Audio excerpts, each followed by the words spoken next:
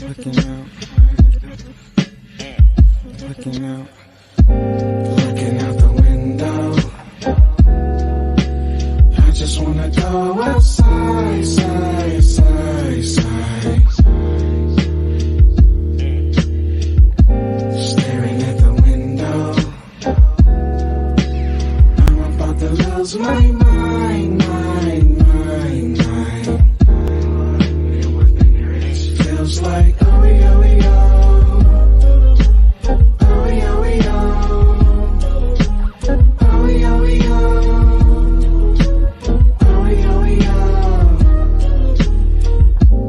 Looking out the window, thinking about my kinfolk. Thinking how they been broke, thinking how they sin though. They don't wanna believe that they chosen people. Trying to teach them good, but they steady choosing the evil. I've been steady looking out the window of my mind, discerning how the Most High been speeding up the time. They won't listen to scripture, so I put it in my rhymes. Worldly wisdom worth penny, scripture spitting out them dimes. But when your mind can't grasp your real worth, you choose what's bad for you until we'll understand its birth. The earth still giving into the hand of the wicked. My people under curses, they stay spiritually stricken till you repenting. I'm stashing tokens in heaven. You catch my drift. Not talking about 50 cent, man. Not talking about 50 cents. But that goes right over your head, boy. I'm looking out the window. I just wanna go outside, side, side, side. Staring at the window. I'm about to lose my mind, mind, mind, mind. Feels like oh, oh, oh,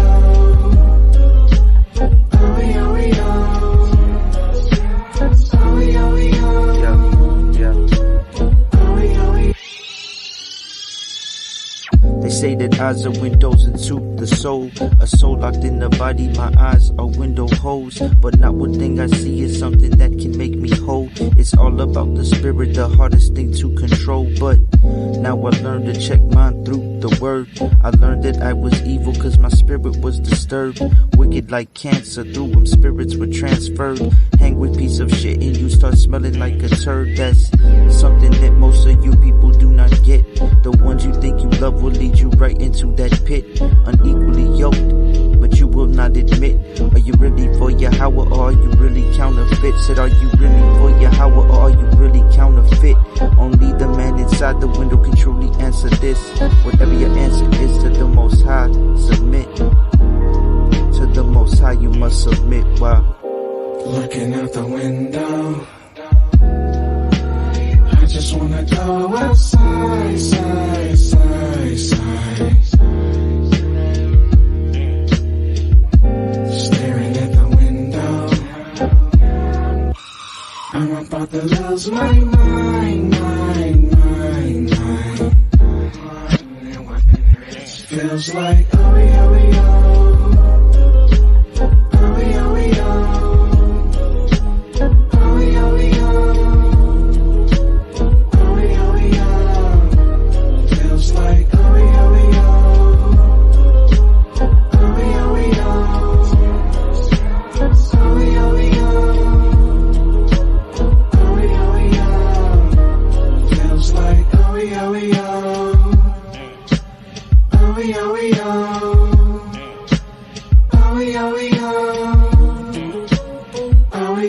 oh,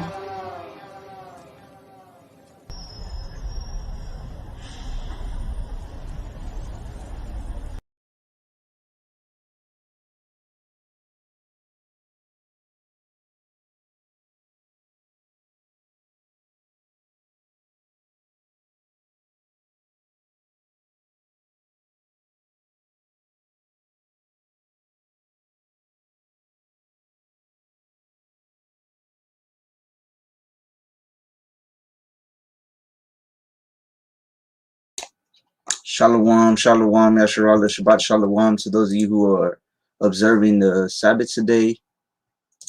So, see, there's some comments already. Kiara, Shabbat shalom. Jomar, Shabbat shalom. Ivan, Shabbat shalom. Danya Allah, Shabbat Shalom. So I hope y'all are having a peaceful Sabbath so far. And to those of you who aren't observing Sabbath today, perfectly fine, right? Shalom and Barakatah to y'all. So today we're going to go over a very important topic. I know I said I was going to do something different yesterday on the live, but this is a topic that a lot of people have been asking about. So I'm going to go ahead and do this, and then most high willing, tomorrow we can do maybe a chapter and the Hebrew, right? Because I know that's definitely something people have been asking about as well, the Hebrew. And then people have been asking also about getting your house in order. So this weekend, you know, we'll try and knock out those at least those 2 or 3 topics as well.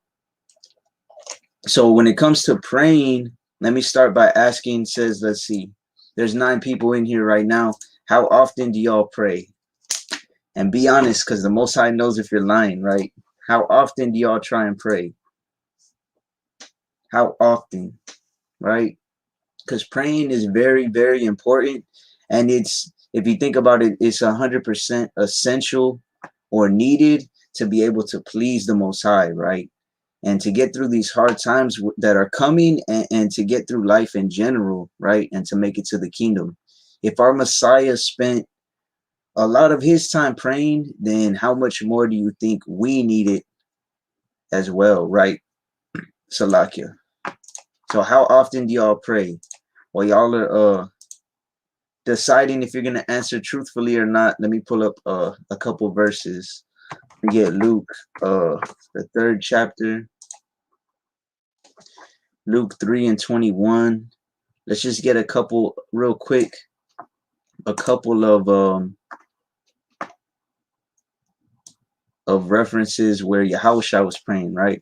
So this is Luke 3:21.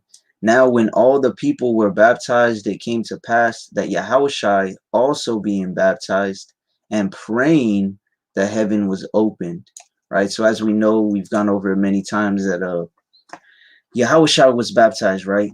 And he was praying and the heavens were open, right? So that's one instance. We'll just get a couple of them, but I mean, there's many verses that show Yahushua praying, right? So I think it's what, 16. So this is Luke 5:16, and he withdrew himself into the wilderness and prayed, right? So that's something I like to do as well, especially on Sabbath.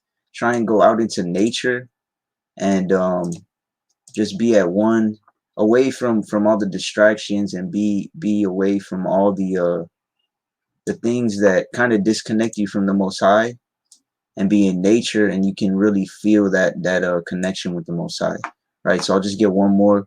This is Luke 6:12. And it came to pass in those days that he went out into a mountain to pray, and continued all night in prayer to the Most High, right? So Yahushua was constantly in prayer. And like I said, if he was a perfect example for us, of course, how much more do we need to be in prayer than Yahushua, right? So let me see let me go up on the comments. As far as talking with Yahweh almost every minute that I'm not working. So Khan, that's a beautiful thing, right? That's having that that relationship with the Most High. As a matter of fact, or I'll get it right now, a brother, I'm not sure if y'all are familiar with the brother Humble for Yah. He's a truth artist as well. I'll get it right now after I read the comments. But he posted something on his story a little while ago, I actually saw, and it was about relationships, right? Having a relationship with the Most High and with people in general, right? Shawamak, Shalawamak. I try to continually during the day, mostly every day now. Khan, that's beautiful. That's beautiful. Kiara, every day, but I need to way more. I'll praise the Most High, because I was literally just thinking about how I've been slacking in this area. So Khan, I mean, let me get Isaiah 55:11 real quick. The Most High has perfect timing, right? He has perfect timing, and he wants his word to go out to accomplish what he wants it to accomplish, right? So this is Isaiah 55:11. So shall my word be that goeth forth out of my mouth. It shall not return unto me void. So when his word goes out of his mouth, right, which his mouth is the word, which we're reading right now, and we're supposed to be the oracles of the Most High, like it says in 1 Peter 4:11, right? We're supposed to let the Most High be true and every man a liar.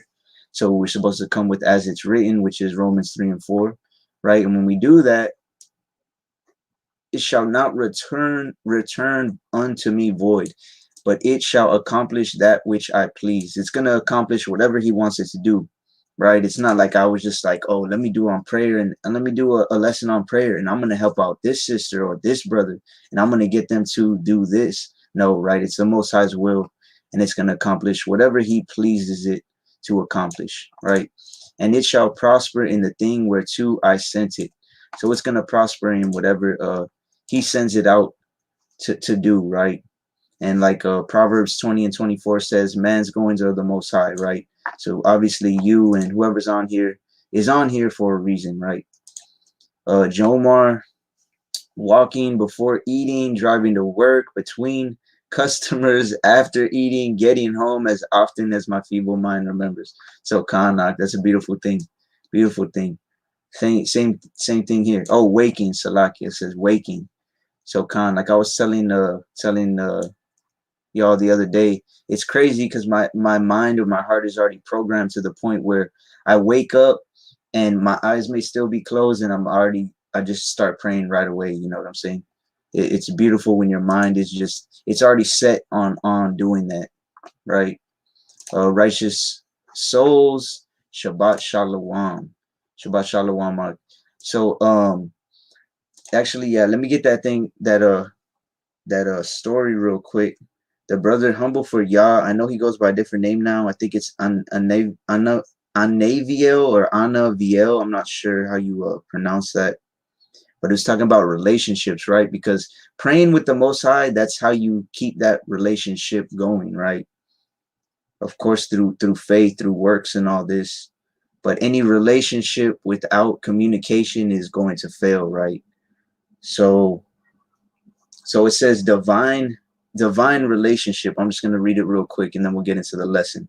It says the rapport between the creator and his creations in a natural relationship. So like a physical between two people, right? Whether platonic or intimate, connectivity, communication, and chemistry is essential for growth in rapport building.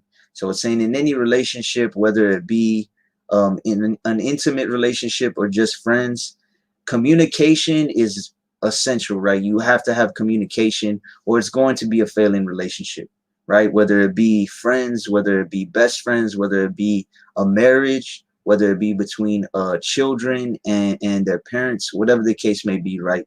Communication is key.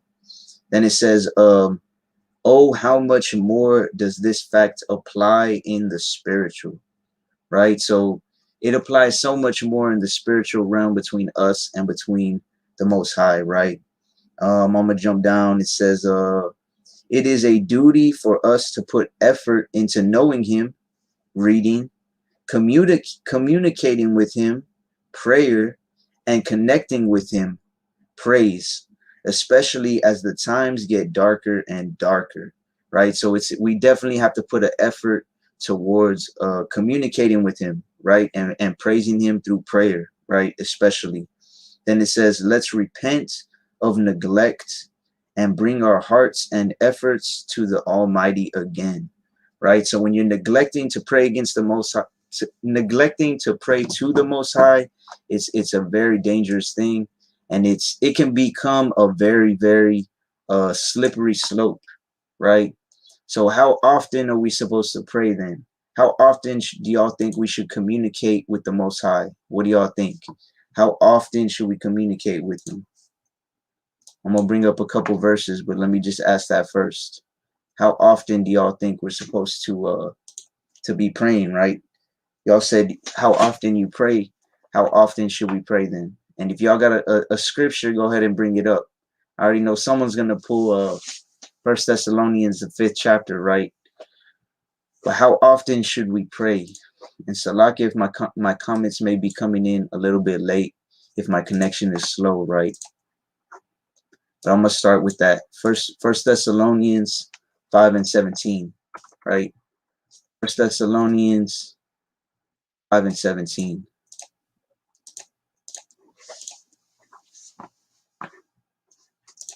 So the sister put as much as possible, right?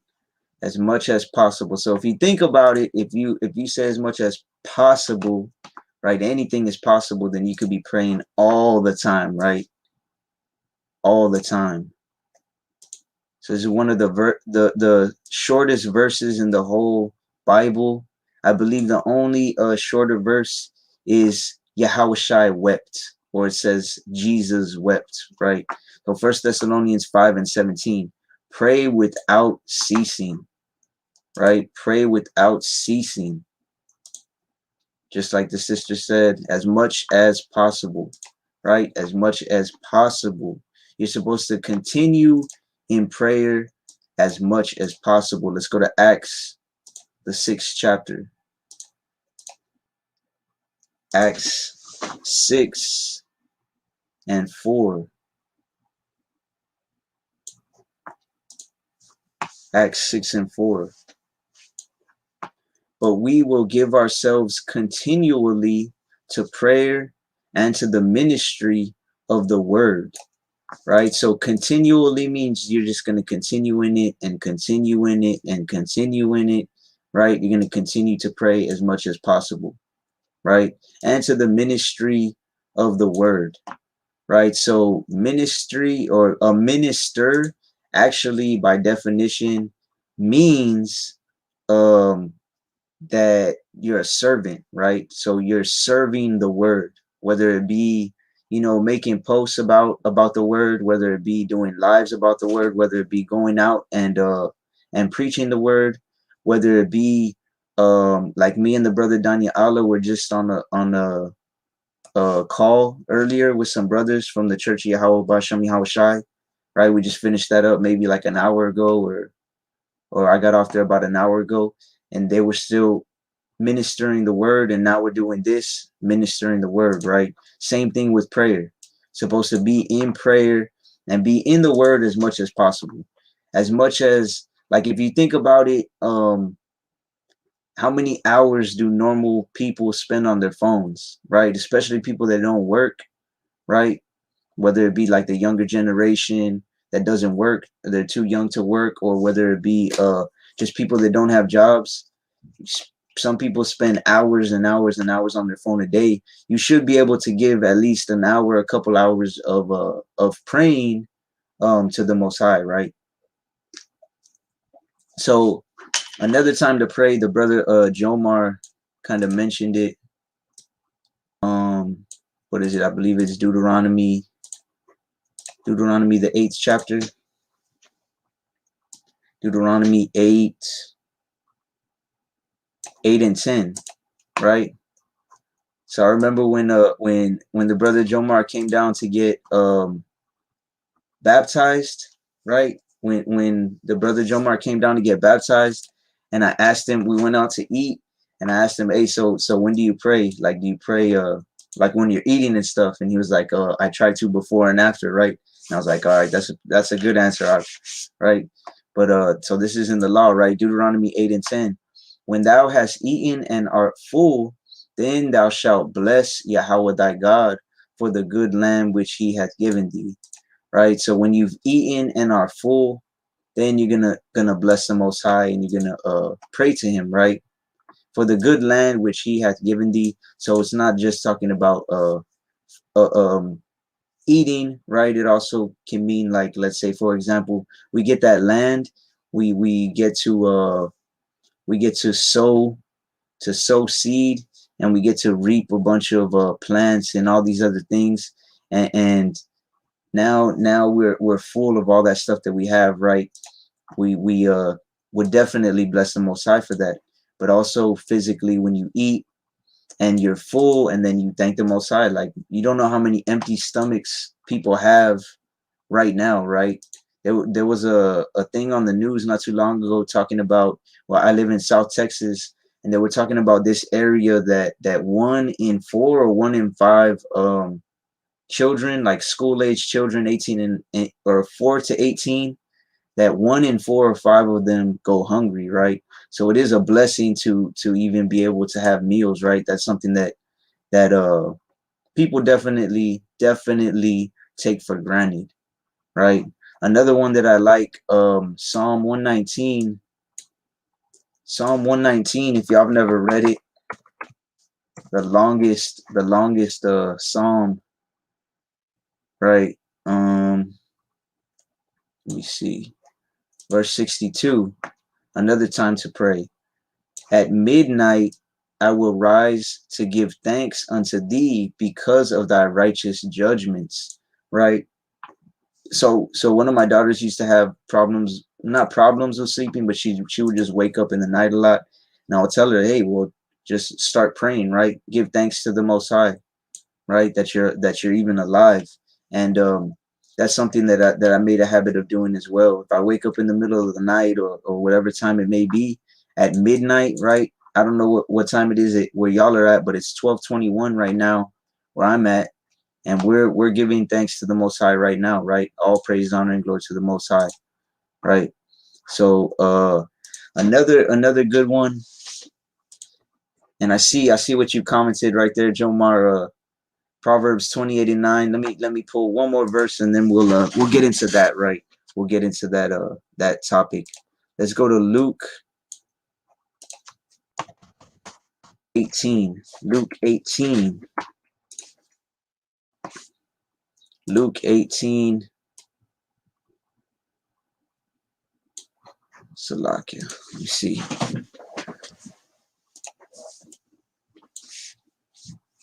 Actually, it's verse 1. Luke 18:1. You know what? Let me pull this up in the blue letter, as a matter of fact. So for those of y'all who didn't see the lesson I did on studying, this website right here is a very, very helpful tool, right? The blue letter Bible.org. You can look up the words in Hebrew. You can look up the definitions of them. All those things are real helpful, right? So it says, and he spake a parable unto them to this end, that men ought always to pray and not to faint, right? Men ought always to pray. We're supposed to always be praying and not to faint, right? So if we go to faint in the Strongs, the Strongs, right? We're always supposed to be praying, right? When we're not praying, if you think about it, and I'm sure y'all can attest to it or bear witness to it, you lose courage, you become weary, you become spiritually exhausted, right? You can even become lazy, and that's what faint means, right? It says we ought to always pray. It says to be utterly spiritless, to be wearied out, to be exhausted, to be weak, to be faint, to be weary, right? So all of these things happen spiritless, where you just feel, man, I feel spirit, like you don't even have the spirit no more. You feel weary, tired, exhausted. The reason that this happens, right? Or look at this one, to lose courage, right? You lose courage in the truth and in the faith when you're not in prayer, right? These are all the definitions for faint. So if I go back,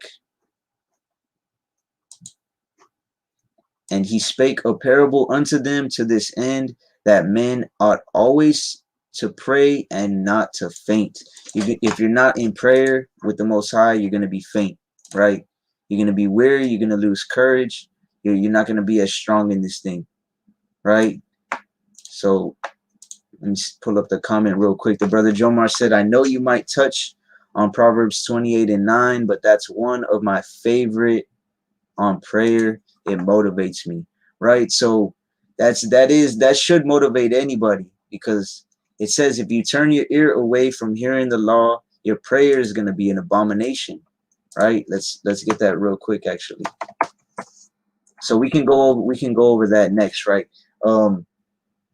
a very important thing to do before praying is you have to check yourself, right? You have to examine yourself, because he doesn't, you have to realize he doesn't hear a lot of people's prayers, right? He doesn't hear a lot of people's prayers. So this is Proverbs 28:9.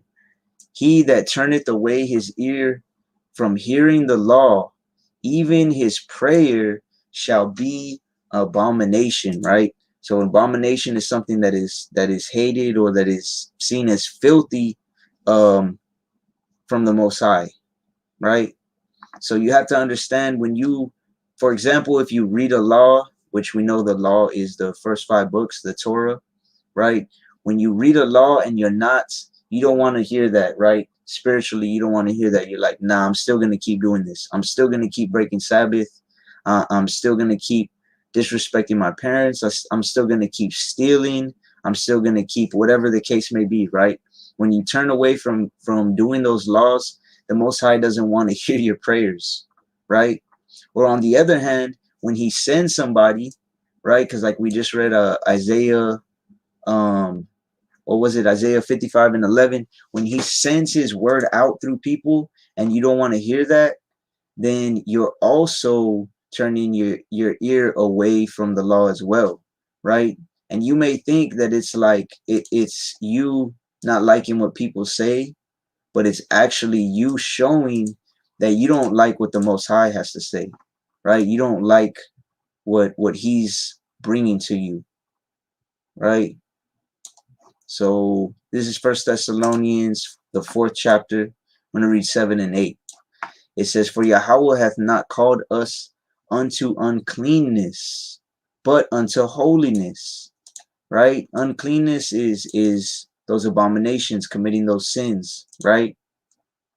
Verse 8, but he therefore that despiseth not man, but Yahweh, who hath also given unto us his Holy Spirit, right? So when the Most High puts the Holy Spirit on somebody to tell you, hey, you need to stop eating pork.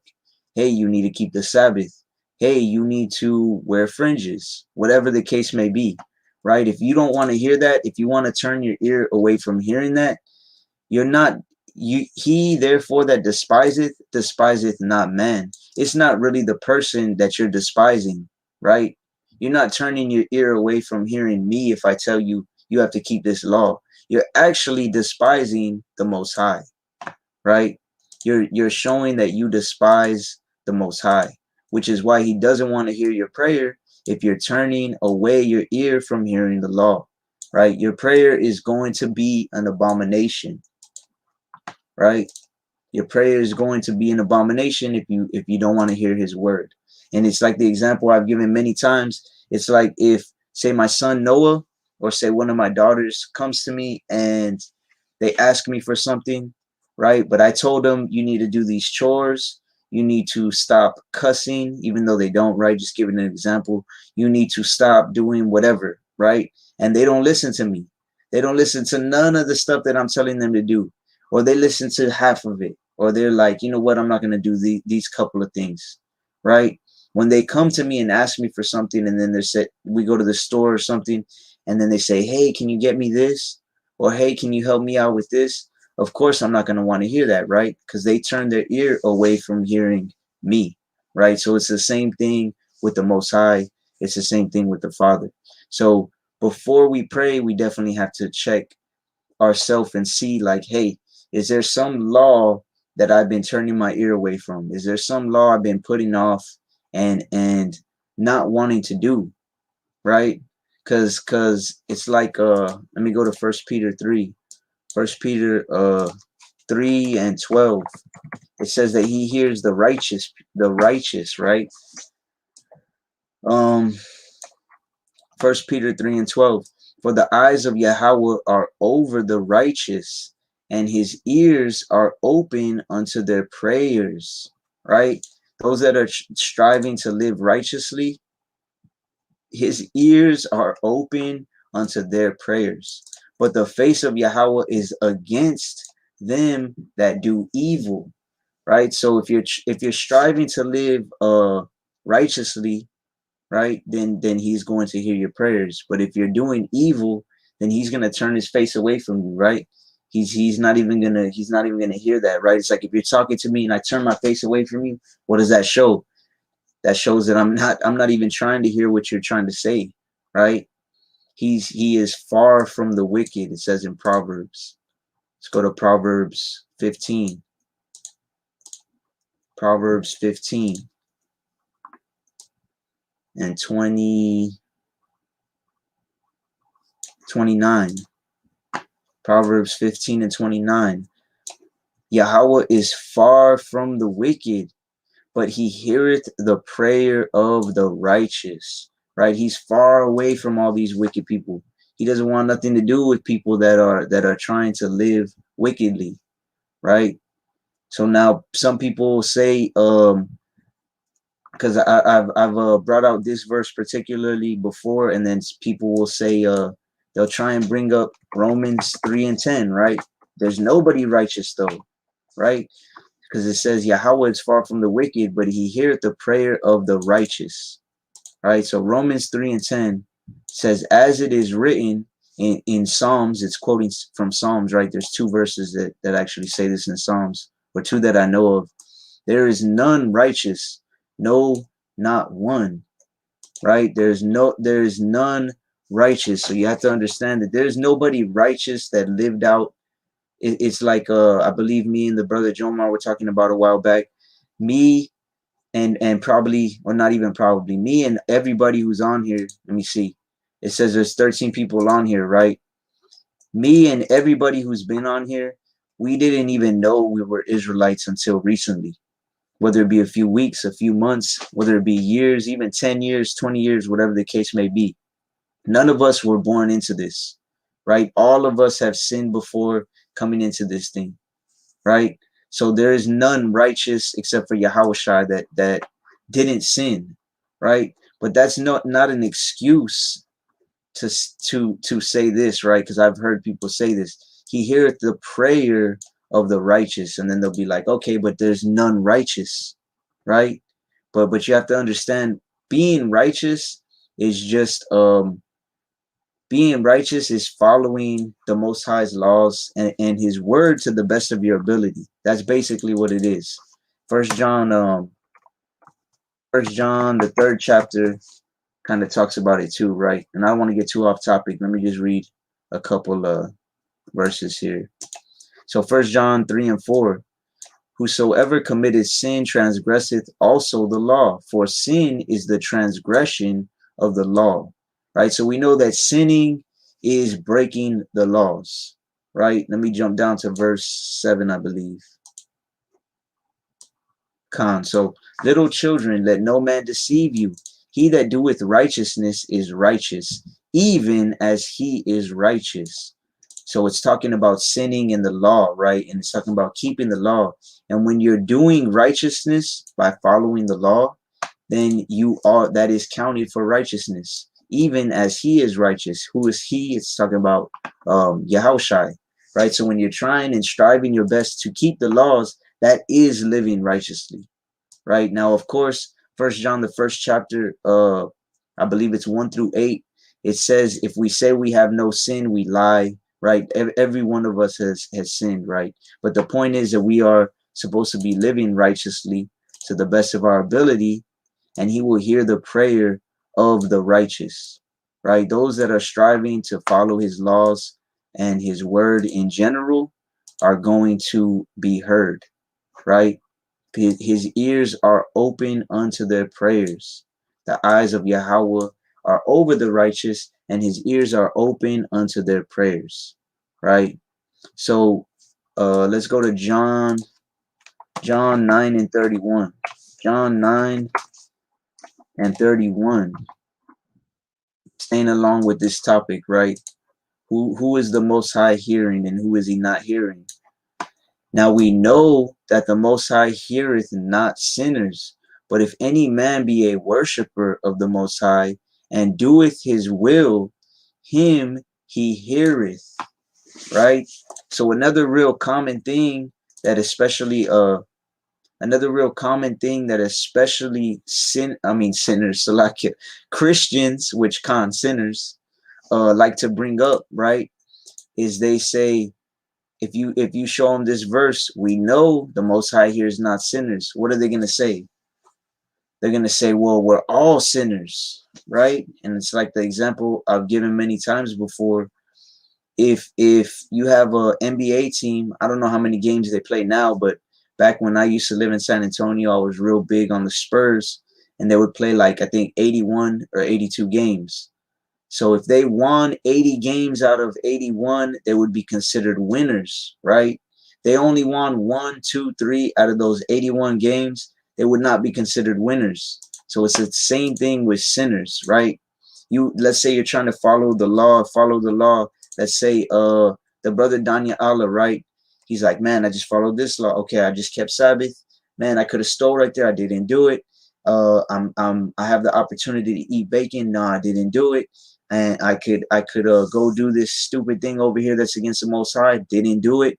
And then just for an example, right, say he slips up and does something, right? So if you compare that 100 times or 20, 50 times that he kept the laws compared to that one time he slipped up and now he's like, man, I feel so bad about it. And I'm going to repent of it and confess my sin and not do it again, then he is not counted as a sinner, right? Just like that team that say they only win 10 out of 81 games are not going to be counted as winners, right? So now a sinner would be somebody who just doesn't try to follow the laws at all. I'm not trying to keep the Sabbath. I'm not trying to eat clean. I'm not trying to wear fringes. I'm not trying to, I hate all these people, right? I'm not trying to move in the fruits of the Spirit, etc. The Most High is not hearing those types of people, right? You know how many people are sending up prayers to who they think is called God, right? And the Most High Yahweh is not hearing them. But if any man be a worshiper of Yahweh and doeth his will, him he heareth, right? Him he hears. That's who he hears. So now what is the Most High's will though, right? What is the Most High's will? A lot of people will say a lot of different things when it comes to what is the Most High's will, right? But let's go back to 1 Thessalonians. What do we read? I think we read verse 8. Let's go to 1 Thessalonians 4 and let's start on 3, right? 3 and we'll just read 3 and 4. For this is the will of Yahweh, even your sanctification, right? That ye should abstain from fornication. So this is the will of the Most High, for us to be sanctified, right? To abstain from fornication. Now, as soon as you say fornication, most people are going to think of sexually, which of course that could mean having sex, not seeing it as marriage, but fornication of the world, right? Meddling in all these other doctrines and all these fornicating with all these wicked things spiritually.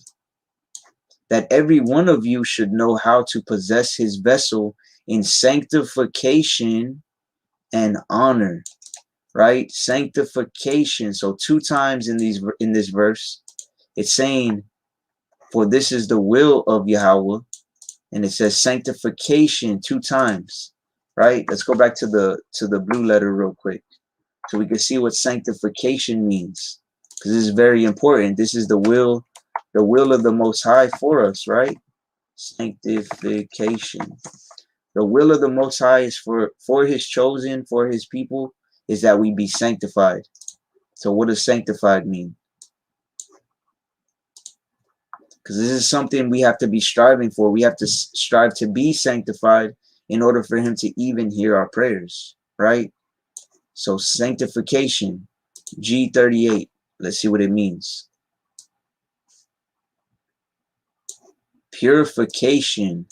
Sanctification means right here, holiness, right? It means to be holy. Again, right here, holiness, sanctification, holiness. So what does it mean to be holy? Right? What does it mean to be holy? Let me go back to that verse. This is the will of Yahweh, even your sanctification. It means to be holy, right? So we're always, it seems like we're always pulling this verse in every study, right? But I'll pull it up one more time. Leviticus 20 and 24, or Salakia, and 26. 20 and 26, right? This is a law. This is a law we have to follow. And ye shall be holy unto me, for I Yahweh am holy, and have severed you from the other people, that ye should be mine, right? We have to be holy to the Most High, as Yahweh is holy, and has severed us from other people, that ye should be mine. That word severed and that word holy, when you look at them in the Hebrew, it means to be set apart, right? It means to be set apart. So you have to be striving to live set apart for the Most High to even hear your prayer, right? Because it says, whoever doeth his will, him the Most High hears, right? So his will for us is that we be holy, right? So if you want the Most High to hear your prayers, you have to be striving to live holy. You have to be striving to live set apart, right? You can't be a part of all these worldly things and then expect the Most High to hear your prayer when he told you not to be, when he told you to be set apart, right? This is a part of his will right here. Ecclesiastes 12 and 13. Let us hear the conclusion of the whole matter. Fear Yahweh and keep his commandments, for this is the whole duty of man, right? Keeping the commandments, fearing him. If you want your prayers to be heard, these are things that you have to do, right? Let me get one more verse and then we'll continue. Revelation 14 and 12. Here's the patience of the saints. Here are they that keep the commandments of Yahweh and the faith of Yahushai.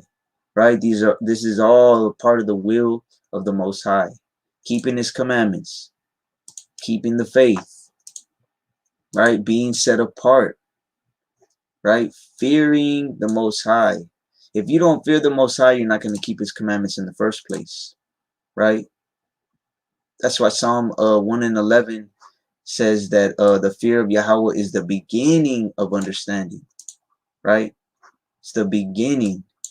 So I'm going to read this one more time and then we'll keep going. Now we know that Yahweh heareth not sinners, but if any man be a worshiper of Yahweh and doeth his will, him he heareth. So when you're doing his will, when you're keeping the faith, you're keeping the commandments, you're striving to be set apart, then the Most High is going to hear you, right? Because if you don't, if you're just living in iniquity, then the Most High is not going to hear you again, right? I'll just get like 2 more precepts on this subject. Isaiah 59 and 2. But your iniquities have separated you, or separated between you and your God, and your sins have hid his face from you, that he will not hear, right? So you really have 2 options when you think about it, right? Leviticus, you have 2 options. You can either be separated or set apart from the world, right? And ye shall be holy unto me, for I Yahweh am holy, and have severed you from other people, that ye should be mine. You could be set apart from the world and set apart from all these worldly abominations, or you can be separated and set apart from the Most High, right? But your iniquities have separated between you and your God, and your sins have hid his face from you, that he will not hear you. So when you're living in sin and just sinning and sinning and sinning and sinning, it's going to hide the Most High's face from you. He's going to turn away from you. He's not going to want to hear what you got to say, right? He's not going to want to hear what you got to say. So one more verse on this. Psalm 66 and let's read 17 and 18, right? 17 and 18. I cried unto him with my mouth. Right? How many times have people cried to the Most High? Right? I'm sure we've all done it at least a few times in our life. And he was extolled with my tongue. Let's read the next verse. If I regard iniquity in my heart, Yahweh will not hear me.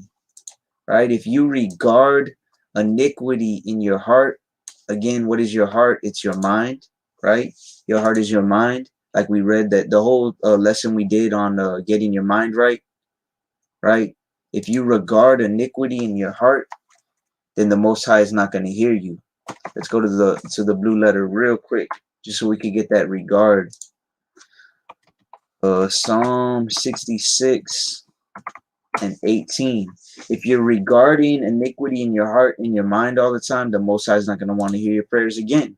So it's important that we know what regard means, right?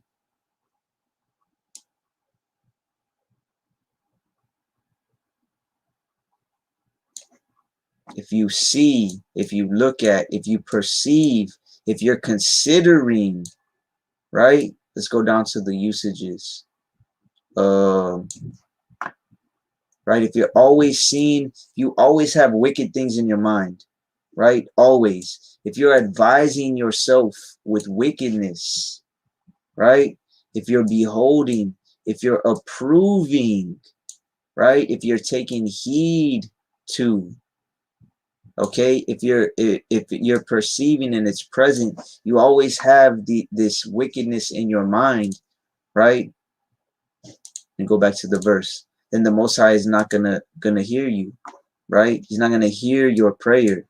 If I regard iniquity in my heart, Yahweh will not hear me, right? It's like I was going over with the sister a little while ago in Sirach 1:28, right? If you always have iniquity, sin, wickedness in your mind, he's not gonna hear you because you're coming to him with what? With a double mind, right?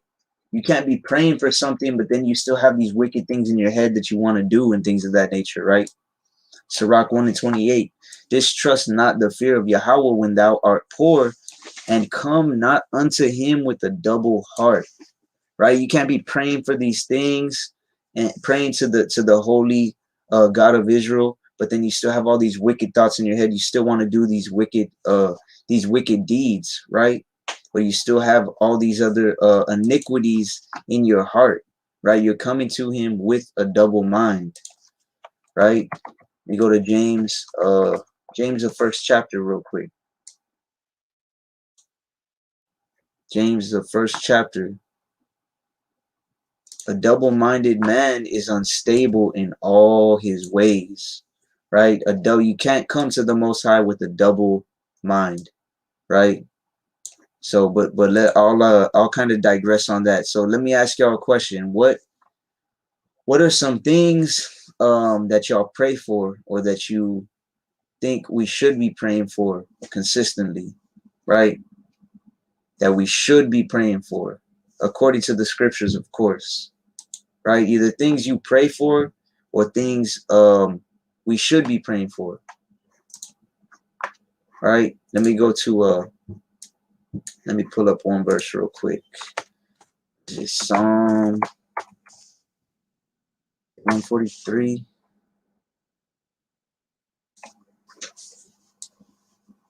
Psalm 143.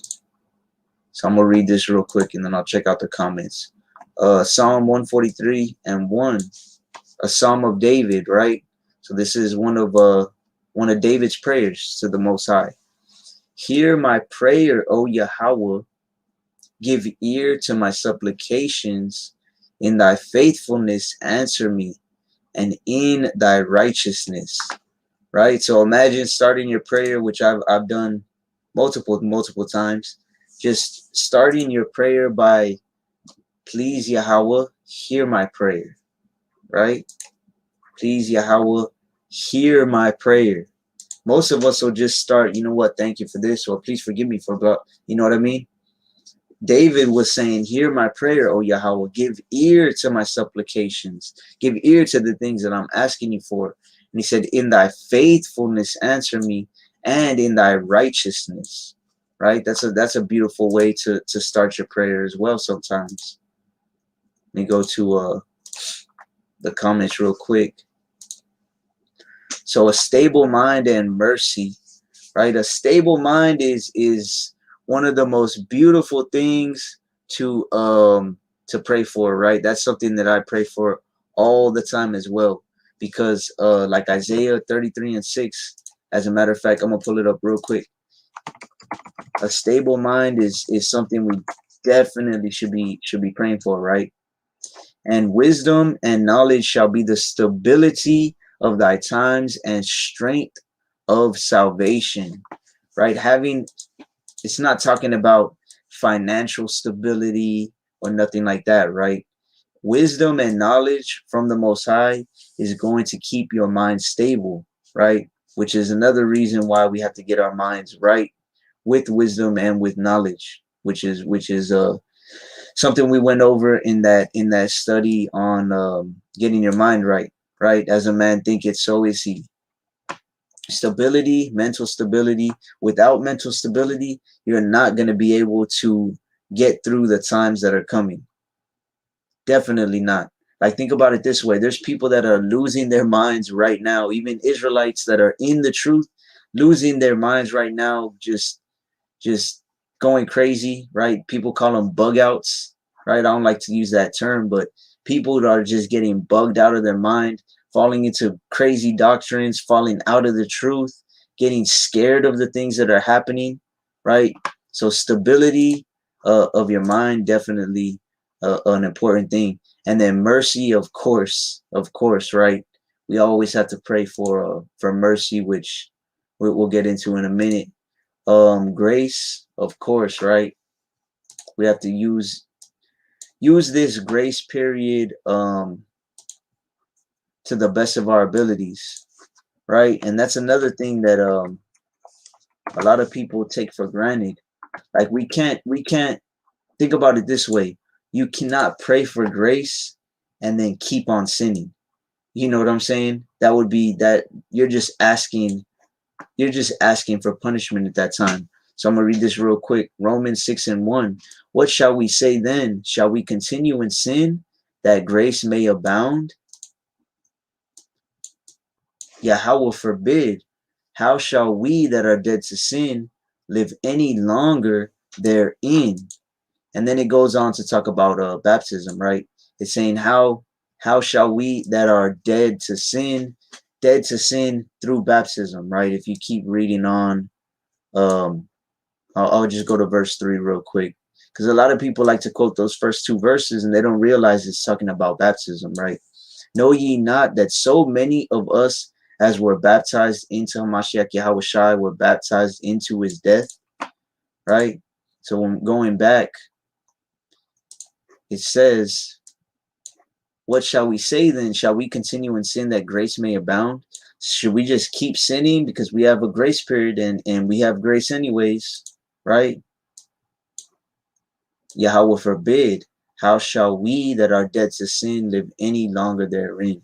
So in other words, you got to stop sinning to the best of your ability, right?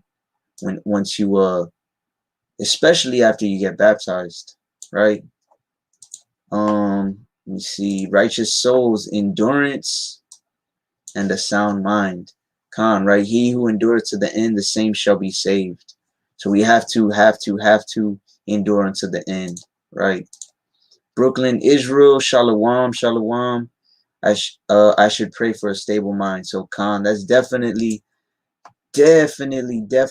something that we have to be praying for, right? We have to be praying for a stable mind, because without that, you're gonna be lost, right? You're gonna be lost in the sauce, like they like to say, right?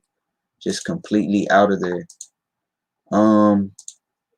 I make sure I acknowledge his will to be done, because sometimes I feel selfish. So I think I let me see. I think I wrote down a few.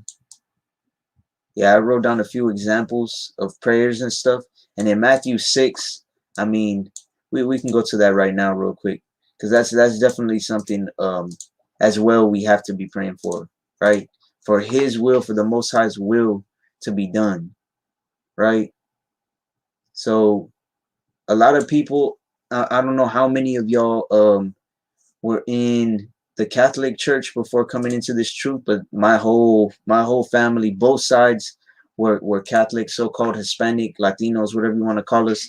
I mean, real heavy into that false doctrine. So we would pray this all the time, right? In the Hebrew, it's called the Adawan Palah, and in English, I mean, they call it the Lord's Prayer, right? So this is Yahushai speaking the Adawan Palah. So it says, after this manner, therefore pray ye, our Father, which art in heaven, hallowed be thy name. Actually, I'm going to jump back so I can just read it straight through. After this manner, therefore pray ye, our Father, which art in heaven, hallowed be thy name. Thy kingdom come, thy will be done in earth as it is in heaven. So if Yahushua is saying in the prayer, your will be done, right? That's definitely something that we have to pray for as well.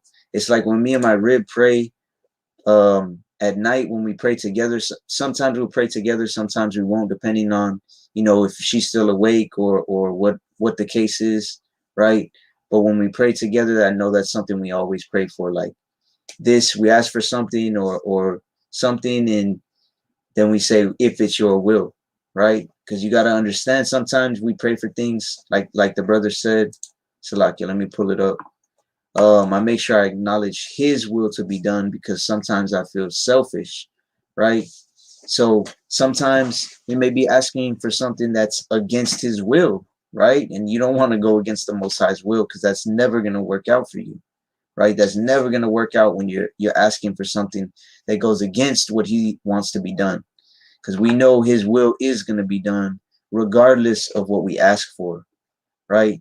But through the Holy Spirit, think about it this way: the more you're in the Spirit, the more you're in the Word, the more knowledge, wisdom, understanding you have, right? Like we just read in Isaiah 33:6. So like, let me go back to it real quick. The more knowledge, wisdom, and understanding you have, the more aligned you're going to be with the Most High, right? Wisdom and knowledge shall be the stability of thy times. The more wisdom and knowledge you have, it's going to keep your mind stable, and it's going to line you up with his will, right? You're going to be on one accord, so to speak, with his will more and more, right? Let me read this real quick. Philippians 2:2, fulfill ye my joy, that ye be like-minded, having the same love, being of one accord, of one mind. So we're supposed to be like-minded and have the same love, the same accord, the same mind with our brethren, right? And what mind is that? That's the mind of through the Holy Spirit of the Most High, right? And that's only achieved through the Word. So the more that we're in the Word and the more that we're in the Spirit, the more we're not going to be selfish, right? And the more that our prayers are actually going to align with what the Most High's will actually is for us, right? If that makes sense. So let me go to Sirach 37, right? Sirach 37:15. So this is something to always, hopefully some of y'all are taking notes, right? Because I know you're not going to memorize all of this. These are things to pray for, things that daily, at least, maybe if it's not in every single prayer, right? But you need to pray for these things at least once, a couple times a day, right?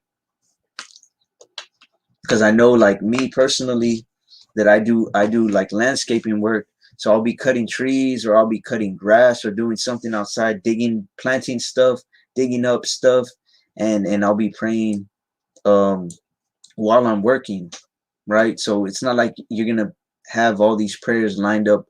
They're not gonna be the same all the time, right? But at least once a day, multiple times a day, pray for this. Sirach 37:15. And above all this, pray to the Most High that he will direct thy way in truth, right? Pray that he is going to direct your way in truth, right? Because you have to realize, it's like when I remember talking to the brother Hawiyala and the brother Azariah from Church of Yahweh Shem Yahweh Shai.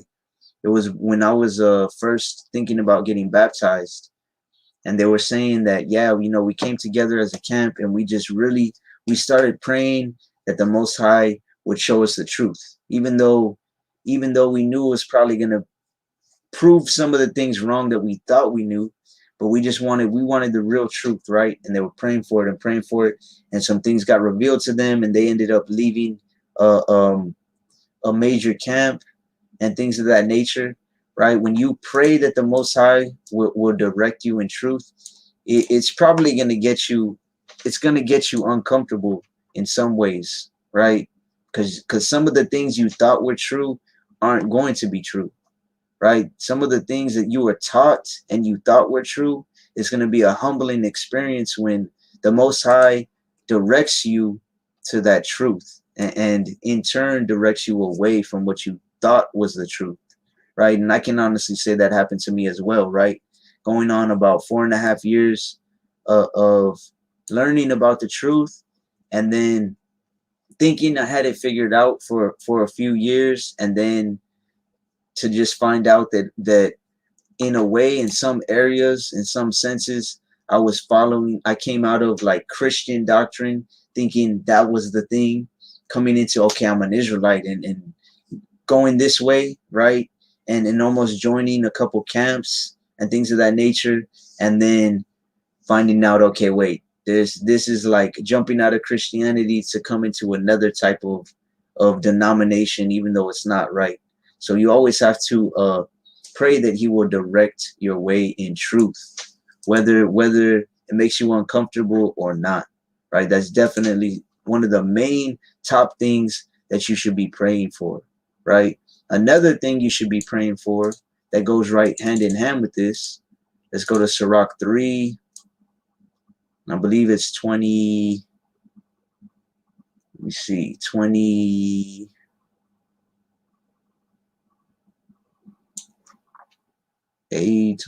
Let's see, judgments, 29. Sirach 3 and 29. The heart of the prudent will understand a parable, and an attentive ear is the desire of a wise man. An attentive ear is the desire of a wise man. So some people don't have attentive ears, right? This is something you should pray for as well, to have an attentive ear, to be able to pay attention to parables, to knowledge, wisdom, understanding, right? I can't tell you how many people that I've wasted time breaking down scriptures to, having studies with, personally doing counselings with, and it literally just went in one ear and out the other, right? It literally just in one ear, out the, oh yeah, cool, cool, and then walk out of the, even like coming to my house, letting them in my house and having to study, they walk out the door and they're doing the opposite thing, right? Because they didn't have an attentive ear, right? They were listening, but they didn't hear it, right? So another thing would be to have an attentive ear. That is the desire of a wise man or a wise woman, to be able to hear something, and spiritually attentive, spiritual ears too, right? Because it's like Yahushua said, blessed are your eyes for they see, and blessed are your ears for they hear. So having an attentive spiritual ear, right? Being able to hear these things and understand them and apply them as well, right? So pray for an attentive ear. So let's go to Leviticus 26. Leviticus 26.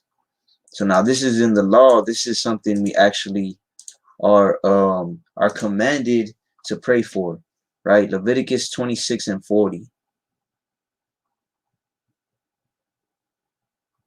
Leviticus 26 and 40. If they shall confess their iniquity. So, right, who was it that said, let me go back up. Let me go back up real quick. So the sister Kiara said mercy, right? And for grace, right? So basically y'all are saying to ask for forgiveness, right? So in order to receive forgiveness, of course, we have to confess our sins, our iniquities, right? The things we've done against the Most High. So if they shall confess their iniquity and the iniquity of their fathers with their trespass, which they trespassed against me, and that also they have walked contrary to me, right? Because you have to understand our iniquities, especially before we came into the truth, it started with our fathers, with our forefathers, with our mothers, whether you were raised with both parents or in a single family home, say you lived with your father, with your mother, whatever it is, the majority of the time, not even the majority of the time, all the time, it starts with them because they're living contrary to the Most High, right? They were walking contrary to the Most High, following Christianity, following Catholicism, following whatever the case may be, right? It started with them. We are in the predicament or have been in the predicament of sin and false doctrine and going against the Most High because our parents taught us that, right? Our parents went against the Most High, and that's why we all ended up walking contrary to Him as well, right? So, if they shall confess their iniquity and the iniquity of their fathers with their trespass, which they trespassed against me, and that they have walked contrary unto me, and that I also have walked contrary unto them, right? Because remember it said he's going to turn his head away from you. He's not even going to hear your prayers. He's going against you. He's walking contrary to you because you're going against him and walking contrary to him, and have brought them into the land of their enemies. And we know we're in the land of our enemies right now. We're in our final captivity. If then their uncircumcised hearts be humbled, so we got to ask for forgiveness and humble our hearts, humble our minds, right? And they then accept the punishment of their iniquity. Then we got to accept the fact, look, okay, I went against you, Most High. My parents went against you, Most High. I'm sorry for that. We walked contrary to you, so then you walk contrary to us. You put us in the land of our enemies. I know we're in the land of our enemies. That's a humbling thing to my mind. I'm humbled now. I accept the punishment, right? I accept all the curses that I went through, right? It was a fair, you're a just God, right? The Most High hates, he hates a false balance, right? So everything that he's bringing is a just thing. We accept that punishment, right? A false balance is abomination to Yahweh, but a just weight is his delight. That it's a just thing for you to bring this punishment on us because of our iniquity, right? We have to accept that. Then what will happen? 42. Then will I remember my covenant with Jacob, and also my covenant with Isaac, and also my covenant with Abraham will I remember, and I will remember the land. Right? So he's going to remember his covenant when we confess our iniquities, when we say, I'm sorry I walked against you, right? And you humble your mind down, and he's going to remember the covenant, right? Which we all know what that covenant is. We went over, if you didn't see the lesson or the live I did on Old Testament, New Testament, Old Covenant, New Covenant, right? Let me jump down to the last verse. Let me see, but those which are revealed, now Salakia. Oh, I went to 20. Let me go to 28 real quick. So 28 and 15, right? But it shall come to pass if thou wilt not hearken unto the voice of Yahweh thy God, to observe to do all his commandments and his statutes, which I command thee this day, that all these curses shall come upon thee and overtake thee. Verse 1. And it shall come to pass if thou shalt hearken diligently to the voice of Yahweh thy God, to observe and to do all the commandments which I command thee this day, that Yahweh thy God will set thee on high above all nations, and all these blessings will come on thee. Right? This is that covenant, that agreement, that contract that the Most High made with us. Right? Verse 29, chapter 29 says, these are the words of the covenant. Right? This is the covenant that the Most High is going to remember. Then will I remember my covenant with Jacob. Then he's going to start blessing you when you ask for forgiveness and you humble your mind down. Right? You humble yourself down. That's one of the biggest things, because the Most High hates pride. Right? He hates pride. So your heart has to be humbled. Right? Your heart has to be humble before you even are trying to pray. Right? Another good thing that my rib sometimes prays for. Right? And I started, to be honest with you, she started praying for this, and I was like, and I remember reading that verse, and I'm not even praying for that.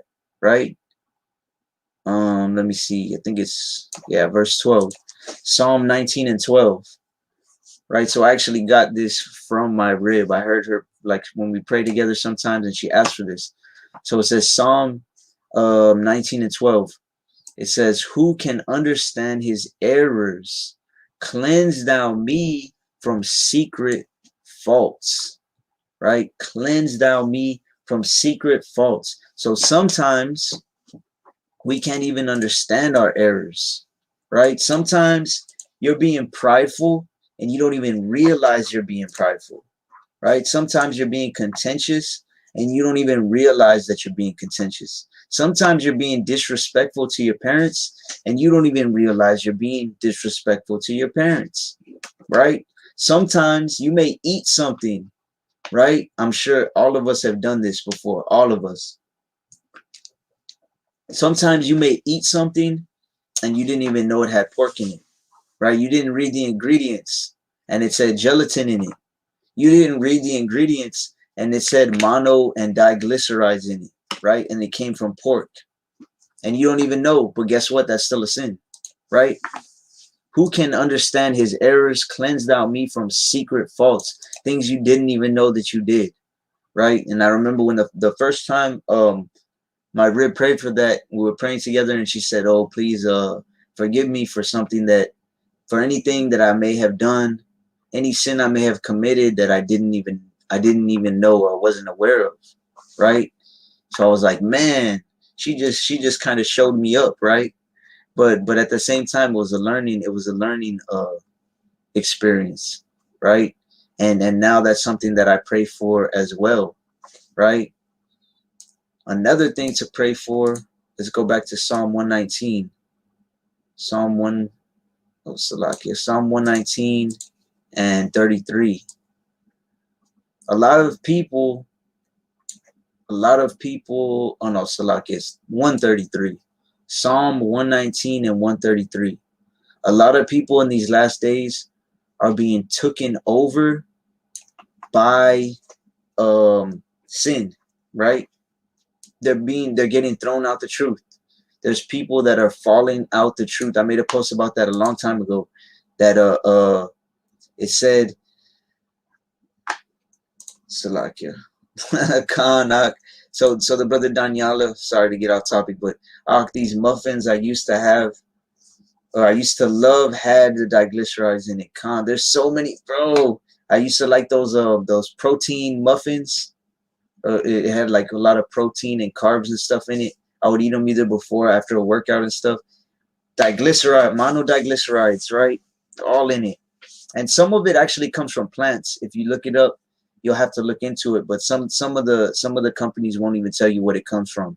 But the majority of them come from pig, because it's the cheapest thing to use, right? But getting back to this, it's Psalm 119 and 133. Order my steps in thy word. It's another thing to pray for the Most High to order your steps, to let you walk in the word, right? So that's a blessing in itself, to be able to walk and follow the word. And let not any iniquity have dominion over me. What is dominion? It means power, right? I can tell you from personal experience, every single brother that I used to go out and teach with, it wasn't even that many, right? The most of us was 5 that would go out, right? But still 5 at the most. There was 2 brothers that would come out with me kind of consistently, right?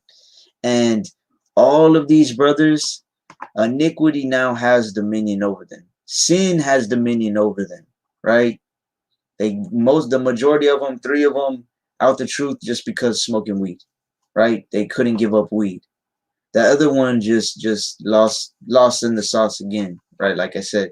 So something very important to pray for is to the Most High to order your steps in the word, right?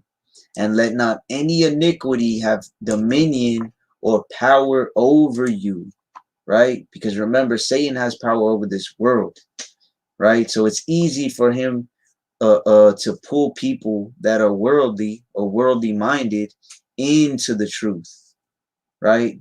Very, very easy for them to do that, right? So another thing that every single day never fails. Let's go to Luke 21. Luke 21 real quick. Right? Never fails. Me and my rib always consistently. 21 and 36. Pray for this. Right? Over and over and over and over. This is something that Yahushua commanded us to pray. Right? And I highly recommend every single one of you pray for this. All of us should be praying for this. Luke 21 and 36. Watch ye therefore and pray always. This is something we should always be praying for, right? Always. Watch ye therefore and pray always, that ye may be accounted worthy to escape all the things that shall come to pass, and to stand before the Son of Man. Right? So this is red letter. This is Yahushua speaking. He says, watch ye therefore. Watch all these things that are happening. Right? If you're not watching all the things that are happening, whether it be overseas or whether it be here in America, right? The inflation or hyperinflation that's coming. If you're not watching the wars that are starting in with China, with Russia, with the Middle East, with Israel, with India, with all these different countries that are getting ready for war, right? If you're not watching these things, it's going to come upon you like a thief in the night, right? And pray always. So Yahushua is telling us to pray always for this right here, right? That ye may be accounted worthy to escape all these things that shall come to pass, right?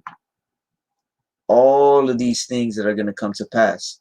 Now, there's certain brothers that have said things to me, especially now that we're trying to get off grid and stuff, and especially that we're trying to, you know, I'm really, the Most High's put the spirit on me to where I'm like, look, me and my family are going to try to get out of the cities. We're going to try and be away, flee from the midst of Babylon, which I've gone over many times. And some brothers are saying, nah, you got to be, it doesn't matter if you stay there, you got to be ready to die for the Most High.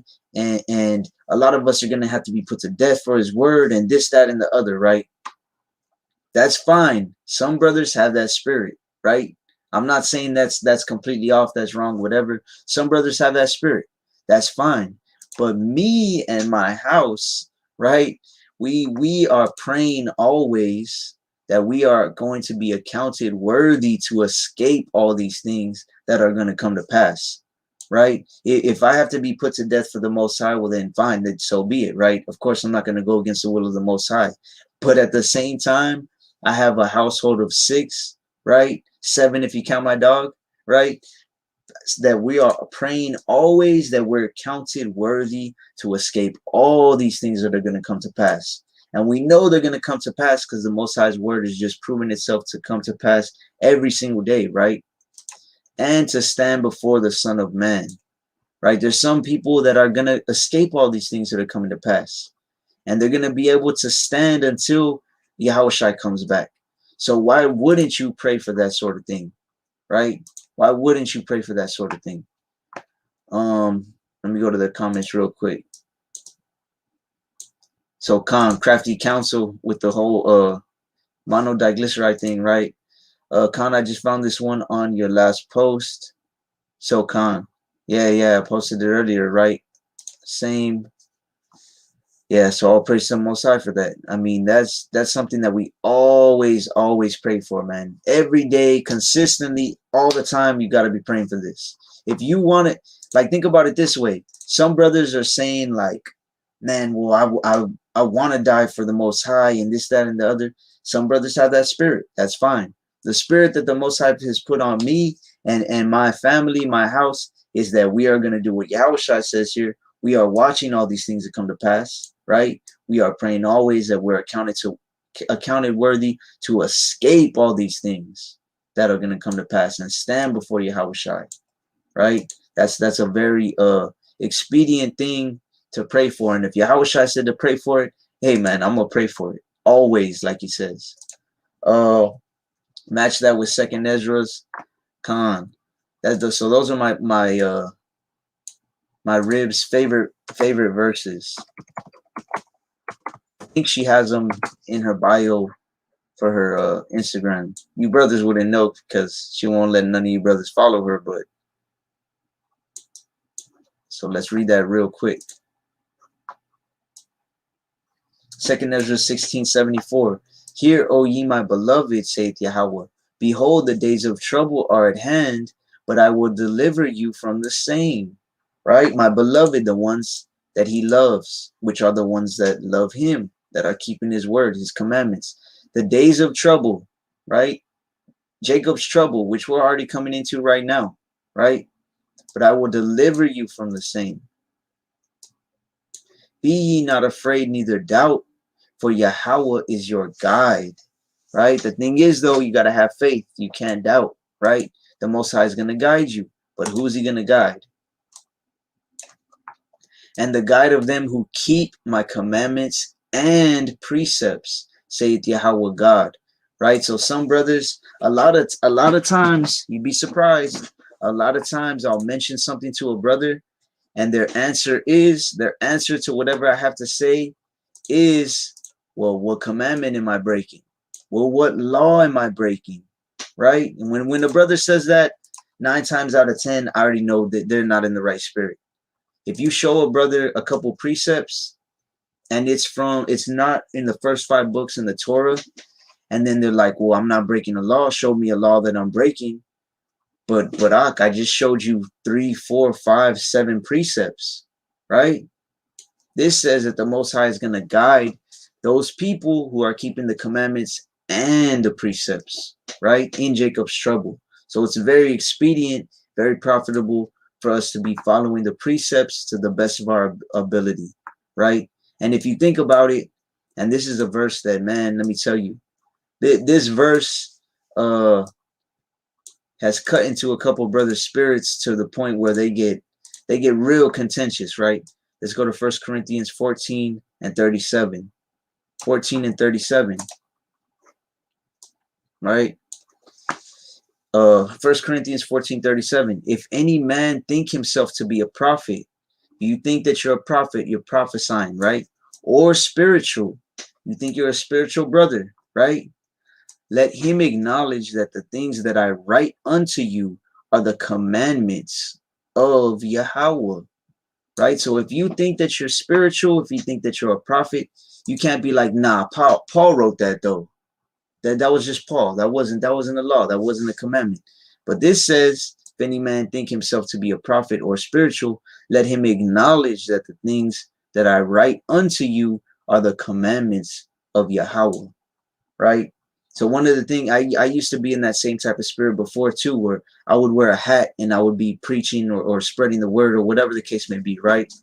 And what I had learned from whoever I learned it from, right, was, well, there's no law that says you can't cover your head, right? But then if we go into 1 Corinthians, the 11th chapter, it says that it's a shame to cover your head. It's a shame to your head, right? Which is Yahweh and Yahushai. So I'm like, look, I'm not covering my head no more, right? Let him acknowledge that the things I write unto you are commandments of the Most High. Because that, again, is a slippery slope when you just say, it's not a law, so I'm not going to keep it, right? We're supposed to be following.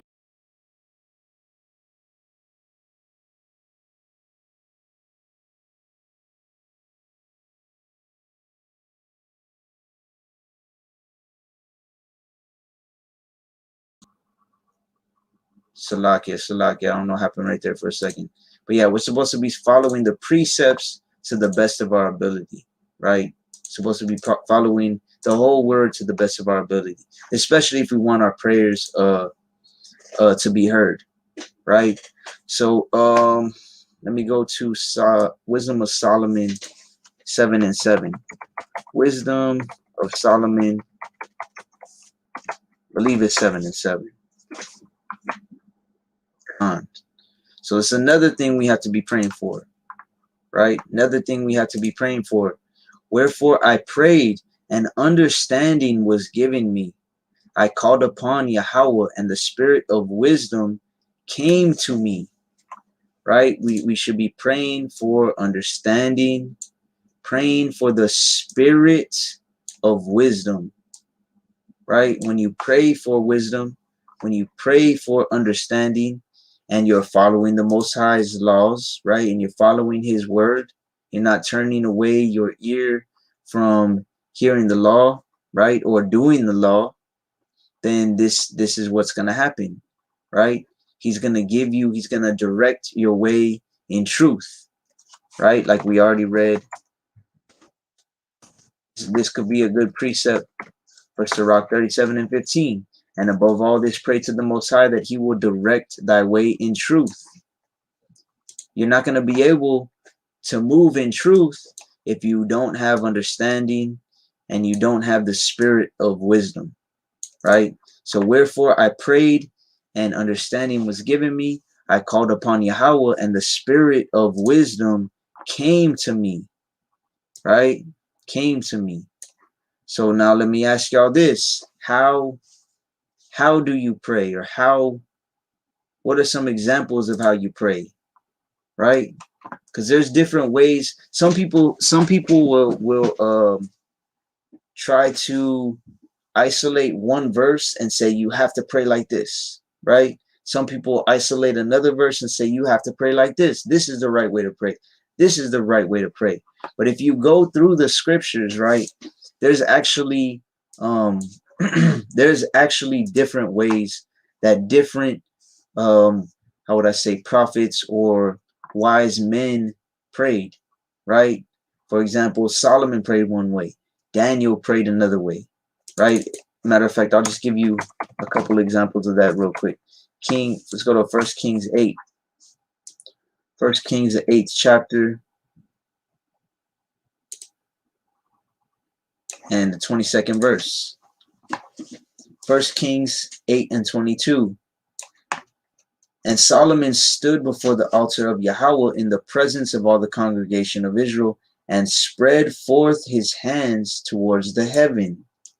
Right? So one way that you can pray, which I mean, I'm not going to say all the time, but a lot of times that's how I'll pray too, right? With your hands open, your hands towards the heaven. Some people pray like this, right? Sometimes just bowing your head and putting your hands upwards like this, right? But then you have so here it said he stood before the congregation, right? He stood before the altar, and he spread forth his hands towards the heaven, right? So his hands were up towards the Most High. But then you have Daniel, right? Then you have Daniel who prayed kneeling, right? And this is another good verse that I would say, also 1 Kings 8 and 54. Let me go back to that real quick. 8 and 54.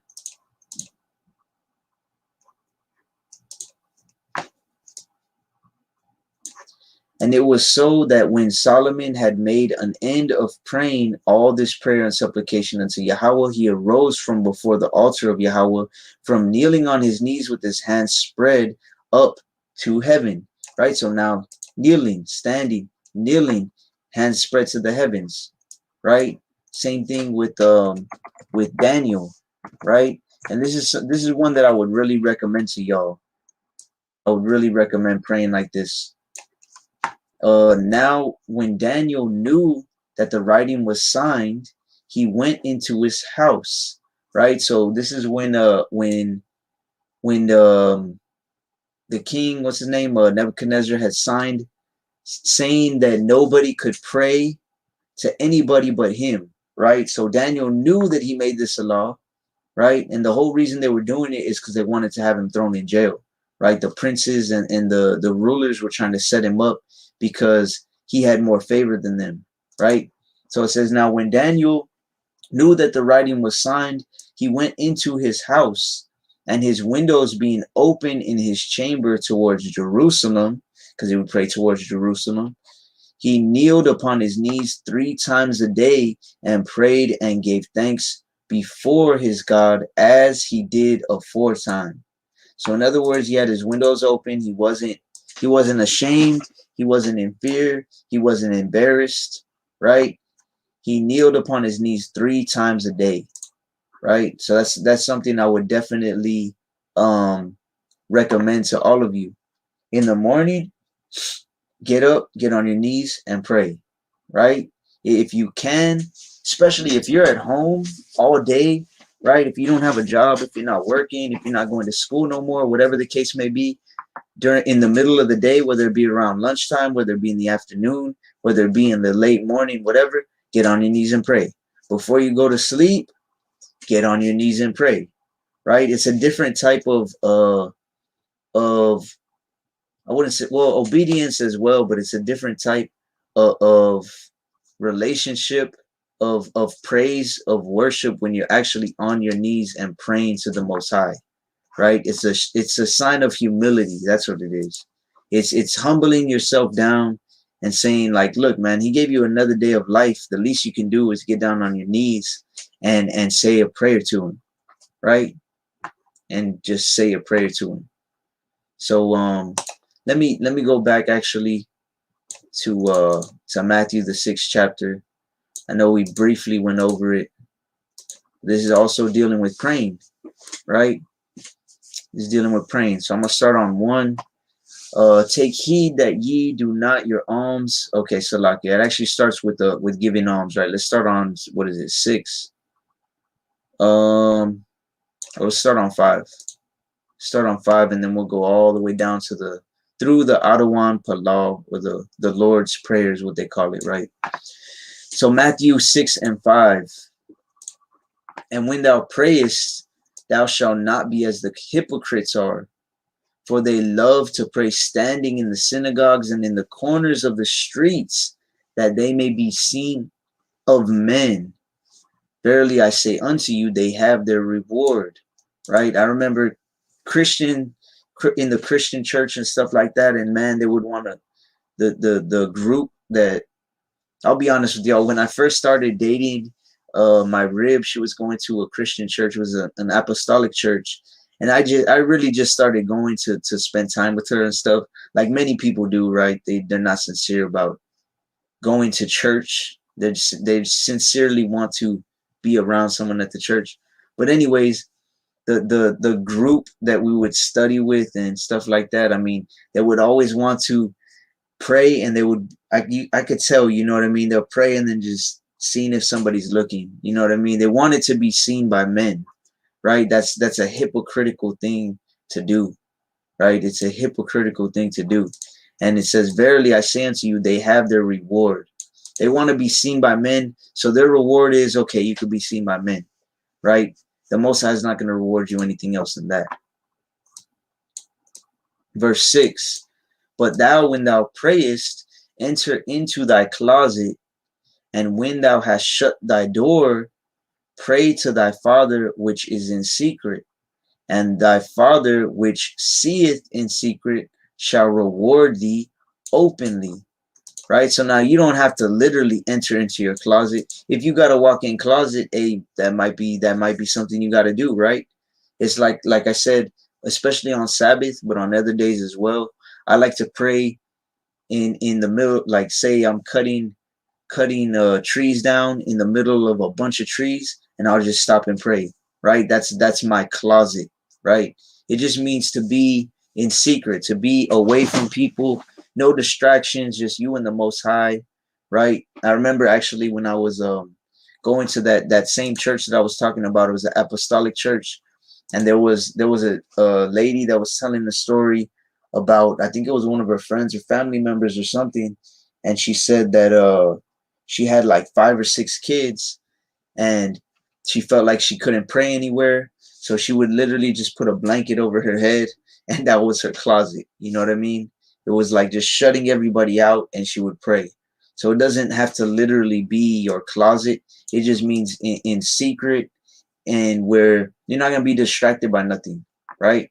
It says, pray to thy Father which is in secret, and thy Father which seeth in secret shall reward thee openly, right? It's not about being seen by men. It's not about everybody, oh man, look at this dude, he's praying, right?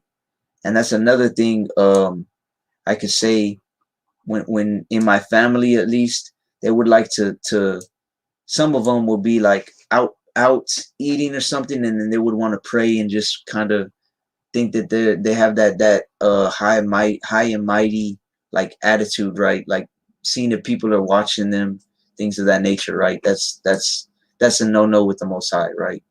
So Matthew 6:7, but when ye pray, use not vain repetitions as the heathen do, right? Like I've said many times, when I was in a part of the Catholic Church, you would go and pray you would go and talk to a priest, right? And then they would say, okay, well, here's get your rosary and pray the whole rosary, and then you're forgiven, right? That is a vain repetition, right? That's a heathenistic way of praying. Okay, say 10. I remember one time they told me, say 10 Our Fathers, the Lord's Prayer, and say 40 Hail Marys. It was 50 in total. And now that I look back at it, I'm like, man, not only is that's like breaking the first commandment, right? You're the first and second commandment, because you're praying to a false god, right? And you're worshiping an idol, Mary, and that's nowhere in the Bible. And then how are you going to tell me to pray these vain repetitions, 40 Hail Marys to Mary, right? And then 10 to the Most High? Makes no sense, right? Now in hindsight, they say hindsight is 2020, right? But that was crazy. That was just wickedness. For they think that they shall be heard for their much speaking. They think that just because, okay, you said 50 prayers, now guess what? Now you're gonna be heard, right? But that's not how it works, right? Verse 8. Be not ye therefore like unto them, for your Father knoweth what things ye have need of before ye ask him, right? So it's like this. The Most High knows what you need, right? The Most High is omnipotent, all-knowing. He knows everything that we need before you even ask what you need, right? So you don't need to say all these 50 prayers or repeat the same thing over and over and over and over and over, right? So verse 9, after this manner, therefore, pray ye, right? So it doesn't say pray this over and over and over again. That's not what Yahushua said. He said, after this manner, right? That means like this, pray you, right? Our Father, which art in heaven, hallowed be thy name. So he starts off by saying, hallowed be your name. Like he's hallowed means like holy, means up high, right? He's saying that your name is to be exalted, right? It's like in and however you want to do this is up to you, right? However you want to do that is completely up to you, because Let me get a precept real quick. Let's go to Tobit. I think it's 12 and 6. 12 and 6. You starting your prayer by exalting the Most High, right? By praising the Most High, right? You should never jump into your prayer. You should never jump into your prayer and just be like, please give me this, or I want this, or can I have this, or can you please help me to get this, right? Yahweh Shai is literally saying, he starts it off by saying, our Father which art in heaven, hallowed be thy name, right? Holy is your name, right? So he's starting off by saying, our Father. Who's our Father? Yahweh, right? Yahweh, hallowed be thy name. Yahweh, call halal Yahweh, right? All praises to you, Yahweh, right? He's starting off with the Most High, not with, well, myself. Can you forgive me? Can you give me this, right? He's starting off with the Most High, right? So this is Tobit 12 and 6. Then he took them both apart and said unto them, bless Yahweh, praise him, and magnify him, and praise him for the things which he hath done unto you in the sight of all that live. It is good to praise Yahweh and exalt his name, and honorably to show forth the works of Yahweh. Therefore be not slack to praise him. Don't be slack to give him praise, right? It is good to praise Yahweh and exalt his name, right? Exalt his name. So when it says, our Father which art in heaven, hallowed be thy name, right? Thy name. In other words, use his name, right? Yahweh B'Hashem, Yahweh Shai, exalt that name. At the beginning of your prayer is when you should be doing that, right? And it's like it says in Sirach, you can never do that. You can never do that too much, right? However you want to do it. I think it's what, 30, 43, 30. When you glorify when you glorify Yahweh, exalt him as much as you can, for even yet will he far exceed. And when ye exalt him, put forth all your strength and be not weary, for you can never go far enough. You can never praise him far enough, right? You may start your prayer by saying, call halal Yahweh, Ba'ashem Yahweh Shai. You're giving, it's call all, halal is hail or praise, right? You're saying all praises to Yahweh Ba'ashem Yahweh Shai, right? Is that enough though? Right? When you exalt him, put forth all your strength, be not weary, right? Exalt him as much as you can. The Wada Abba Yahweh, you're so great. You let me live today. You've given me all these things. You gave me life. You gave me all the necessities. You gave me knowledge, wisdom, and understanding. It all comes from you. Thank you so much, Yahweh, right? Or are you just gonna all praises to Yahweh and start your prayer, right? Just something to think about. So our Father which art in heaven, hallowed be thy name. So notice he's saying after this manner. So in this way, this is how we should form our prayers, right? And I'm not saying it's bad to pray this, right? It's not bad to pray the actual prayer, but I would say to try to do it. If you're gonna pray the actual prayer, try and pray it in the Hebrew, right? And I'll post it up. What time is it right now? It's already gonna be 2. I'll post it up tomorrow. As a matter of fact, I'm gonna post up I'm gonna post like 10 different Hebrew prayers tomorrow on my Instagram. I'm gonna post up 10 Hebrew prayers for y'all, right? For this reason right here. So this is Sirach chapter 1. If you have a 1611 King James version, it has this right here. It says prologue, right? This whole thing right here, right? The prologue of the wisdom of Yahushai, or Jesus, right? Which was a common name back then. It's not talking about the actual Yahushai, right? So let me jump down. Let me see, what does it say?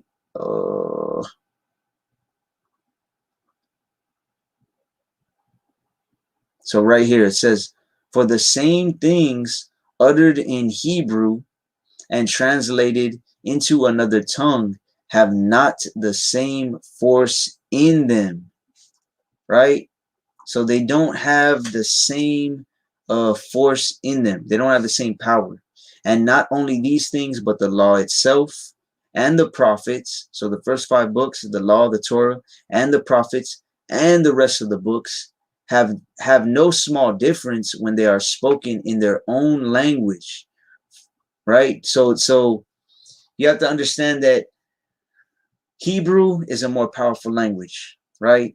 And if you really look into the English language, the English language is a cursed language, right? It has many curses in the actual language, right? So tomorrow I'm gonna post up 10 different prayers. One of them is gonna be the Adawan Palau, which is you know, the Lord's Prayer. I'm gonna post that up, and then 9 other prayers that I have that I've actually wrote or translated myself, right? So let me go back to this. And in this manner, therefore, pray ye, our Father which art in heaven, hallowed be thy name.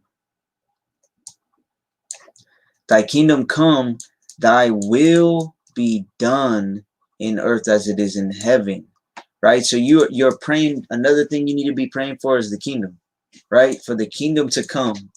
We want the kingdom to come, right?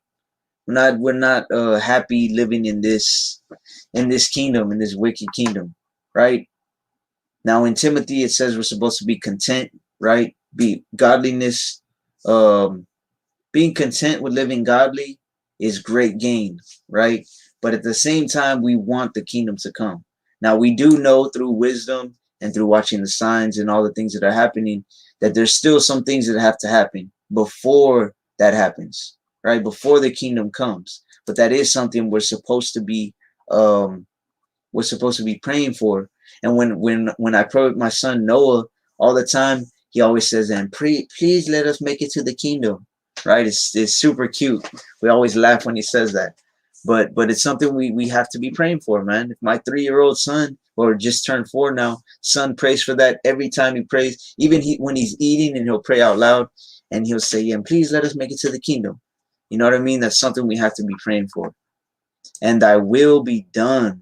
So just like the brother Jomar said, we have to be praying for the Most High's will to be done, right? If you're praying for something that goes against his will, guess what? It's not going to happen, right? If you're praying for something that goes against his word, he might let it happen just to show you how wrong it was, right? So you got to be careful what you're praying for, and pray for his will to be done, and pray also that your will lines up with his will, that the things that you want are going to line up with his plan and with his will, that is going to be done either way, right?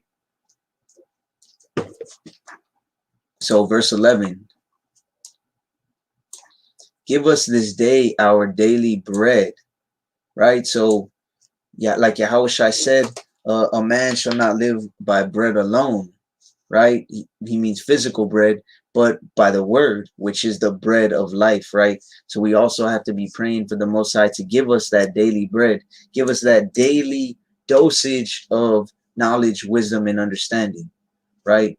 To give us those eyes to see and those ears to hear, those spiritual eyes and those spiritual ears to understand the things that we're reading, the things that we're seeing, right? The things that we're hearing, everything from a spiritual standpoint, and give us that daily bread of wisdom, right? And you can't be praying for this really if you're not even studying. You know what I'm saying? You have to, your works, faith without works is dead, right? You're going to have faith that the Most High is going to give you that knowledge and wisdom and understanding, but you also have to put in that work and do that studying at least twice a day, right? Like we read in Psalms 1 and 1 through 3, and then Joshua 1 and 8. It says you're supposed to be in the word day and night, right? So give us this day our daily bread of knowledge, wisdom, understanding, but also be studying so that we can actually get it, or be on our lives so you can actually get it. or watch a video from a brother that actually knows what he's talking about so you can actually get it, right? If you're not going to be in your Bible 2 times a day, or study with brethren, right? With people that you know. And forgive us our debts, supposed to say trespasses, and forgive us our trespasses as we forgive our trespassers, right? So you have to ask to be forgiven, of course, right? But the first thing you pray for shouldn't be, please Yahweh forgive me for blah blah blah blah, right? Notice, like it said, our Father, he started and said, after this manner pray ye, our Father which art in heaven, hallowed be thy name. You start by giving praises, by hallowing the Most High's name, right? By giving him praises, honor, and glory. Then you go on to, please forgive us. Please forgive me for doing this. Please forgive me if I went off here. I looked and did this, and I shouldn't have even looked at that. And I ate that pork, and I wasn't being prudent. I didn't look at the ingredients. Then afterwards I did. I feel bad for it. Or like we saw in Psalms, forgive us for the things we didn't even know we committed, right? You didn't even realize that you were being contentious. You didn't even realize that you were acting out of the spirit, that you were being prideful, whatever the case may be, right? As we forgive the people that sin against us. So now you can't ask for forgiveness if you aren't even forgiving the people that sinned against you, right? I'm gonna pull up Job. Let's see what verse it is. 13:16. So let me get Job 13:16 real quick. Job 13:16. He also shall be my salvation, for a hypocrite shall not come before him, right? Yahweh Shem Yahushai is going to be our salvation. Most High willing, we get to be a part of that number. But guess what? A hypocrite is not going to come before him. They're not going to be able to stand before him. They're not going to be able to make it to the kingdom, right? You can't be a hypocrite and make it to the kingdom. So in other words, you have to forgive. If you want to be forgiven, what do you have to do? Forgive the people that have wronged you, right? Or else you're a hypocrite. Another thing to pray for, right? Another thing to pray for. And lead us not into temptation, right? Lead us not into temptation. I don't know if let me see how many people are on here real quick. It says there's 16 people on here. I guarantee you, most likely not all of y'all saw the live or the lesson that I did on temptation. That's definitely a very prudent one to check out, right? Because everybody goes through temptation. I don't care who you are. I don't care if you've been in the truth for a day, for a year, for 10 years, 20 years, whatever the case may be. You definitely go through temptation, and that's we went over some real good tools or things to do to not enter into temptation, right? So it says, lead us not into temptation. One of the verses that we went over in that live was Matthew 26 and 41.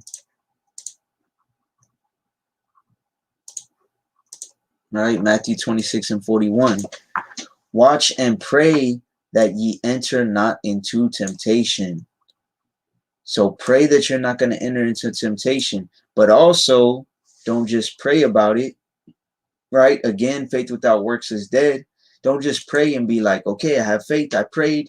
The Most High's not going to let me enter into temptation. And then you're not even paying attention to nothing that's going on in the world. You have so much faith, right? No, you have to watch as well. Watch the people around you. Watch the situations you're putting yourself into. Watch where you're going, right? Watch the people that you're bringing into your house, right? You can bring temptation into your house, right? Sirach 11:29. Bring not every man into thine house, for the deceitful man hath many trains. That deceiver, that devil that's in people, right? Those evil spirits in people, they have many trains, many ways of getting to you. So you can't just bring any man or any woman into your house. They're going to bring spirits on them. They can bring temptations with them. So watch and pray that ye enter not into temptation. The spirit indeed is willing, but the flesh is weak. Your spirit's like, man, I don't want to go into temptation. I want to follow the Most High. I don't want to give into sin. But guess what? Your flesh is weak, right? Your flesh is weak. So you got to pray that you're not going to enter into temptation, but also watch and be vigilant, right? Be vigilant, because your adversary, the devil, is seeking someone to devour, right? Like it says in 1 Peter. So let's go back. Matthew 6:13. And lead us not into temptation, but deliver us from evil.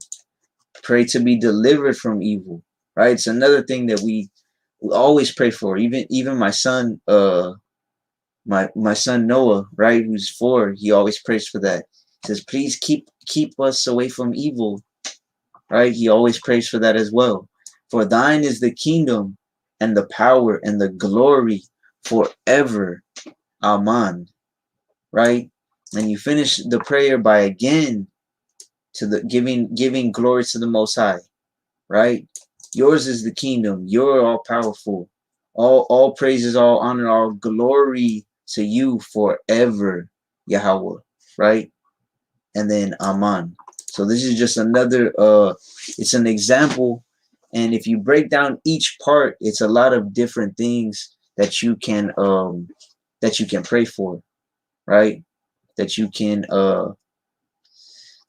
ask for, but also giving glory, also just praying for truth in general. And before you pray, another thing I'll say, so I don't forget, let's go to Sirach 18:23, right? Sirach 18:23. Or actually, let me check out the comments real quick. I saw a couple of comments. Let me see. I just realized that they say Hail Mary in football. Khan. There's wickedness all around us, and we don't even realize it sometimes, right? Khan, we need those. What do you need, Doc? What do you need? Oh, okay, the Hebrew. I see the next one is about the Hebrew, right? Khan. So yeah, definitely tomorrow I'll get those. I'll post those. I'll post. It's 9 Hebrew prayers, different Hebrew prayers that I've done, and then the Paleo Hebrew Lord's Prayer, or Adawan Palal, right? So y'all you could pray them whenever you feel necessary, right? Because like it says here, Sirach 1:1 prologue, for the same things uttered in Hebrew and translated into another tongue have not the same force in them, right? The Hebrew is a stronger language. Brooklyn, Israel, Shalom, may you post a prayer for healing in Hebrew. I believe I have one on healing. If I don't, I'll make one for you. I'll make one for you. Jomar, my son, if thou come to serve Yahweh, prepare thy soul for temptation. Khan. So you have to be prepared for it, right? You got to be prepared for it. Have to. See. Khan. Okay, Khan, I got 5 of the ones you posted so far. Okay, Khan, good. They're probably 4 or 5 of them I've already posted as well, right? I haven't really posted any in a while, but I'll go ahead and do that. Brooklyn, Israel, Tawada. So La'azayah. So I know the brother Jomar and a few other people were asking about the Hebrew as well, and I'm definitely gonna do a lesson about it soon. But I just felt this was more expedient because multiple people have been asking about this, and prayer is something. It's definitely a salvation issue, right? Praying. If you're not praying all the time, it's gonna lead. It's a slippery slope. It's all downhill, right? Righteous souls, are you still gonna do a live on the name of Yahweh Shem Yahshua? So yeah, I'll try and do that on Sunday. On Hebrew, we'll do some of the Hebrew and translating it and things of that nature, and then the names. And actually, I'm gonna ask the brother Hawayala if he'll jump on it too, because I know he's got a lot of knowledge and wisdom when it comes to that as well, right? So getting back to this, because let me see, I've already been on here about 2 hours. Let me get a couple. Maybe we'll go for another 30 minutes, maybe an hour. I don't know. Let's see what the Most High puts on our spirit, right? But let me read this real quick. So it's Sirach 18 and 23. Before thou prayest, prepare thyself, and be not as one that tempteth Yahweh. Right? So in Thessalonians and in other verses, it says, pray without ceasing. Right? Pray without ceasing. So throughout the day, like how I was saying, I'll be working or whatever, and then, you know, I'll just start praying, you know, for whatever it is that's on my spirit, right? But sometimes it's good to prepare what you're going to say to the Most High, right? Especially, like, let's say you messed up. Let's say you fell into sin or into something, whatever. And now you're going to prepare yourself. You're, okay, you know what? You really self-examine yourself, right? You really examine yourself. What is it? 2 Corinthians 13 and 5. Examine yourself whether ye be in the faith. Prove your own selves. Know ye not your own selves how that Hamashiach Yahushai is in you, except ye be reprobates. If you, just as an example, right? Let's say you mess up, you do something that you know was off, you do something that was out of the spirit, and you really examine yourself, right? You examine whether you're in the faith, and you realize, hey, I really got to prove my own self, right? I know I'm trying to know my own self. I know I messed up, right? I'm not trying to be a reprobate. So now you got to prove your own self coming back from that, right? It's like in, I always compare things to martial arts because I've done that for the majority of my life. But it's like, say you lose. I remember the first jiu-jitsu tournament I went to, the very first one, and I lost. And I knew, I was like, man, it's just because I was nervous. That's why I lost. And my coach even told me, man, I don't know what you were doing in the gym. You're over here you're tapping everybody out, and then you come to this and look at what you did. And I was like, man, I had to prove my own self after that, right? I messed up, then I had to prove my own self, right? So it's the same thing in this truth. After you mess up, you're gonna have to prove yourself. And like, let's say you mess up with you have a girlfriend, boyfriend, whatever the case may be, even though I don't condone that, because you should be courting, or you shouldn't be in a relationship, right? You shouldn't be in a relationship. If you're either, it's like I've said many times, you're either courting to marry, or you are dating to fornicate, right? You're not gonna date somebody if you're not trying to marry them, right? So you're courting to marry, or you're dating to fornicate, right? But going back to that example, let's say you mess up and you do something and you get your girl mad, right? And then what do? You're thinking of what am I gonna say to make this right? How am I gonna put it to her? And if I say this, and then she's gonna say that, and you know what I'm saying? So it's the same thing with the Most High. Going along with that example, let's say you mess up. Before you pray, and you better prepare what you're gonna say, and you better mean it, because you can't trick the Most High, right? You gotta be sincere, and you gotta mean what you're gonna say, right? And be not as one that tempteth Yahweh. Don't tempt him. Don't play with the Most High, because it's not gonna work, right? You may be able to fool a female or a dude or something like that, but when it comes to the Most High, you better prepare what you're gonna say, and don't make sure you're not going to take no misstep. Make sure you're not going to lie. Make sure you're going to have that right balance, right? Because a false balance is an abomination to the Most High, like we read earlier, right? Or it's the same thing. Let me see. I know in chapter 33, it's the same thing, but with men. Like, for example, let me see, verse 4. So earlier I was on the call with Church of Yahweh Shem Yahushai. They every Friday they do like a little lesson or call, and I was on there for a while and I was listening, but at the same time I was like, oh, you know what? Let me see what verses I have for praying. Let me see what verses I have for getting your house in order. Because at that time, I had posted on Instagram, like most of y'all know, we were gonna do one of those depending on what y'all wanted to do more, right?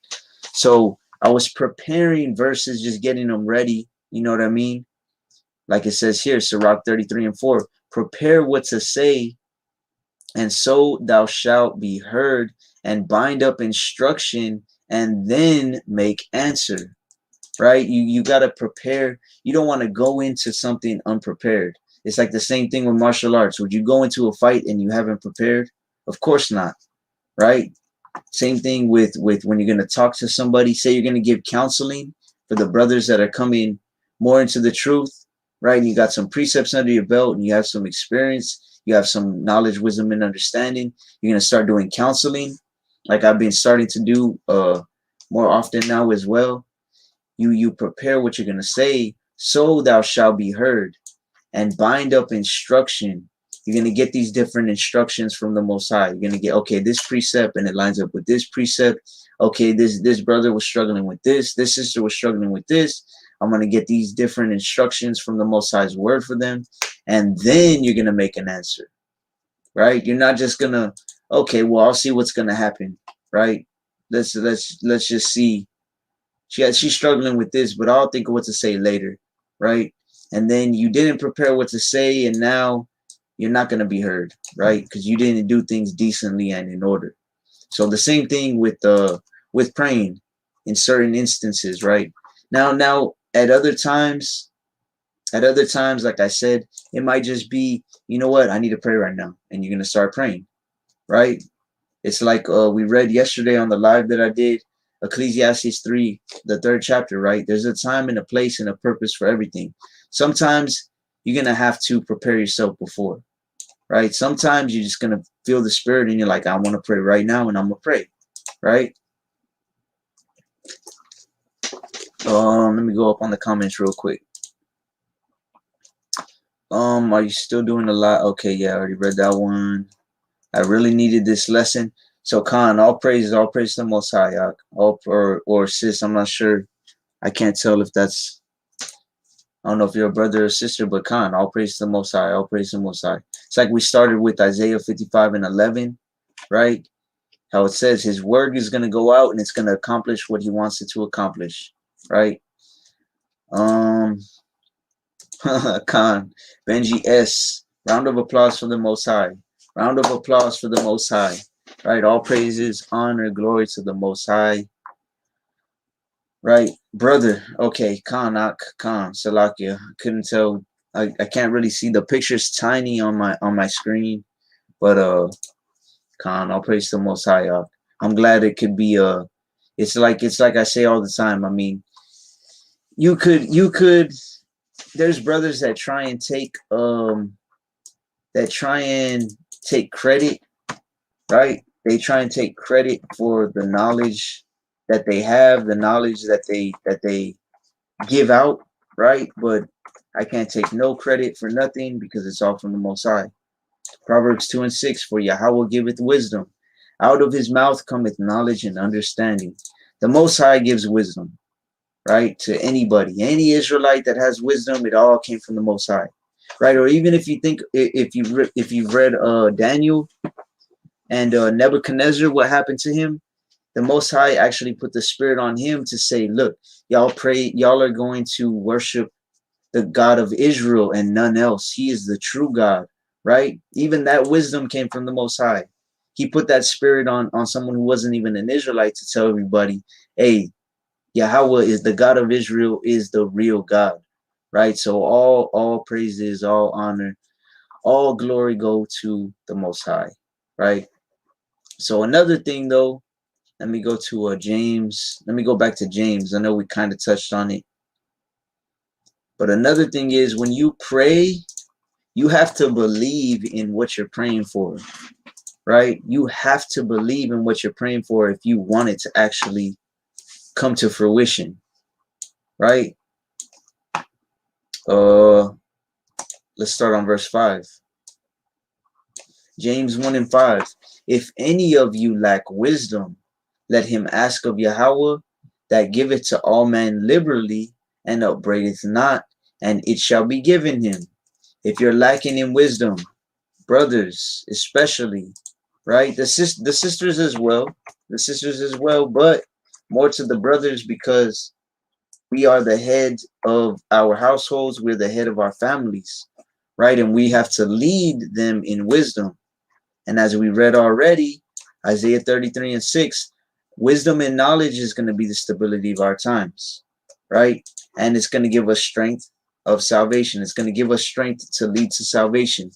Wisdom and knowledge is going to give you stability, especially in these end times. It's like a couple or a sister and a brother, I think, said, praying for stability of mind, having a stable mind. I can't even tell you how many Israelites have messaged me and said, like, message to the effect of, man, you see this that happened, and they'll send me a post. Man, that's scary. That's crazy. That's scary. That's this. None of this should be scary to you at all, right? You're not supposed to fear anything except the Most High. But all that shows is that those people don't have stability, right? They don't have enough wisdom and knowledge to keep them stable, right? And things aren't even bad here in the United States. Things ain't even that bad yet, man. But yeah, the prices are going up. It's harder to pay bills, things of that nature for some people. But things aren't even that bad here, man. When you look at what's going on in Colombia, when you look at even Canada, they're basically in a martial law right now. When you look at California, I was talking to a few brothers from there and a sister from there. It's a lot worse than in the majority of places, right? So you're going to need wisdom to have that stable mind. So if any of you lack wisdom, what do? You have to ask of the Most High, and it shall be given to you. But, right? But, let's go to the next verse. But let him ask in faith. You have to ask in faith. You have to have faith that the Most High is actually going to give you that wisdom, or actually going to give you any of the things that you ask for. If you ask, let me provide for my house. Let's say you can't pay your bills, right? And we know 1 Timothy 5 and 8 says, if you don't provide for your own house, you're worse than an infidel. You've denied the faith. So let's just say, for example, please, Yahweh, let me pay my bills, right? Let me get a job, and whatever the case may be. But you have to ask in faith, nothing wavering. For he that wavereth is like a wave of the sea, driven with the wind and tossed. When you're wavering, it's like those dudes. Now I forgot what they're called, but outside of the like where they sell cars and stuff, outside of car lots, how they have that thing that's just wavering. It goes everywhere. It's got the air coming out of it, right? That's wavering. You can't be like, I'm gonna ask for the Most High, but no, I don't have faith that He's gonna do it. But yes, He is. But no, He's not. Right? You can't be wavering. If you're wavering, he that wavereth is like a wave of the sea, driven with the wind and tossed. You're going to have faith. You don't have faith. You think it's going to happen, then it's not going to happen. You're going to put in works to make it happen, and you're not, right? For let not that man think that he shall receive anything of Yahweh. If your faith is wavering, don't expect anything, right? Don't expect anything from the Most High if you don't have faith. If you're asking for something and you don't believe in it, well, then of course you're not going to get it, right? This is Hebrews 11 and 6. But without faith, it is impossible to please Him. You cannot please the Most High if you don't have faith, right? So you have to ask in faith. Have to ask in faith. For he that cometh to Yahweh must believe that he is, gotta believe he exists, right? And that he is a rewarder of them that diligently seek him. And you gotta believe he's gonna reward you with the things that you need, or even some of the things that you want, right? The desires of your heart, if you're diligently seeking him, if you're having faith, right? Because without that faith, it's going to be impossible to please him, right? Impossible to please him. So let me see if there's any more comments. So Khan, I had a few more verses to go through. Oh man, it's already 2:15 here. I've been up since like, what was it, like I think 6 some in the morning, about 7, almost 7. But actually, let me just give y'all a few examples of prayers. Let's go to Psalm, and then I'll end it with that. Let's go to Psalm 17. Psalm 17. Right, let's read I mean, we could really read the whole thing, but let's read 1 through about 7. So this is a prayer, right? Another prayer. We read the first verse, but let's read a few more verses. So a prayer of David, right? Hear the right, O Yahweh, attend unto my cry, give ear unto my prayer. Give ear to my prayer again, right? Please hear my prayer that goeth not out of feigned lips. Verse 2, let my sentence come forth from thy presence. Let thine eyes behold the things that are equal, right? So going along again with that that perfect balance, or that just balance, that just weight, right? Thou hast proved mine heart, thou hast visited me in the night, thou hast tried me and shall find nothing. I am purposed that my mouth shall not transgress. So imagine you praying this to the Most High, right? David must have had so much faith to even say this as a prayer, right? He said, look, you proved my heart, right? You tried me and I proved myself, like it said, like we read a little while ago. You have to prove your own self, right? David is saying, you proved my mind, you proved my thoughts. Thou hast tried me, you tried me, right? And shall find nothing. He went through these trials, and he went through the fire of adversity, right? Like the brother Jomar brought up in Sirach 2. If you read Sirach 2, 1 through 5, that's what so many brothers and sisters are going through right now. In this past week, I could tell you, I don't know how many brothers and sisters I sent that to, right? That they reached out. Sirach 2, right? My son, if thou come to serve Yahweh, prepare thy soul for temptation.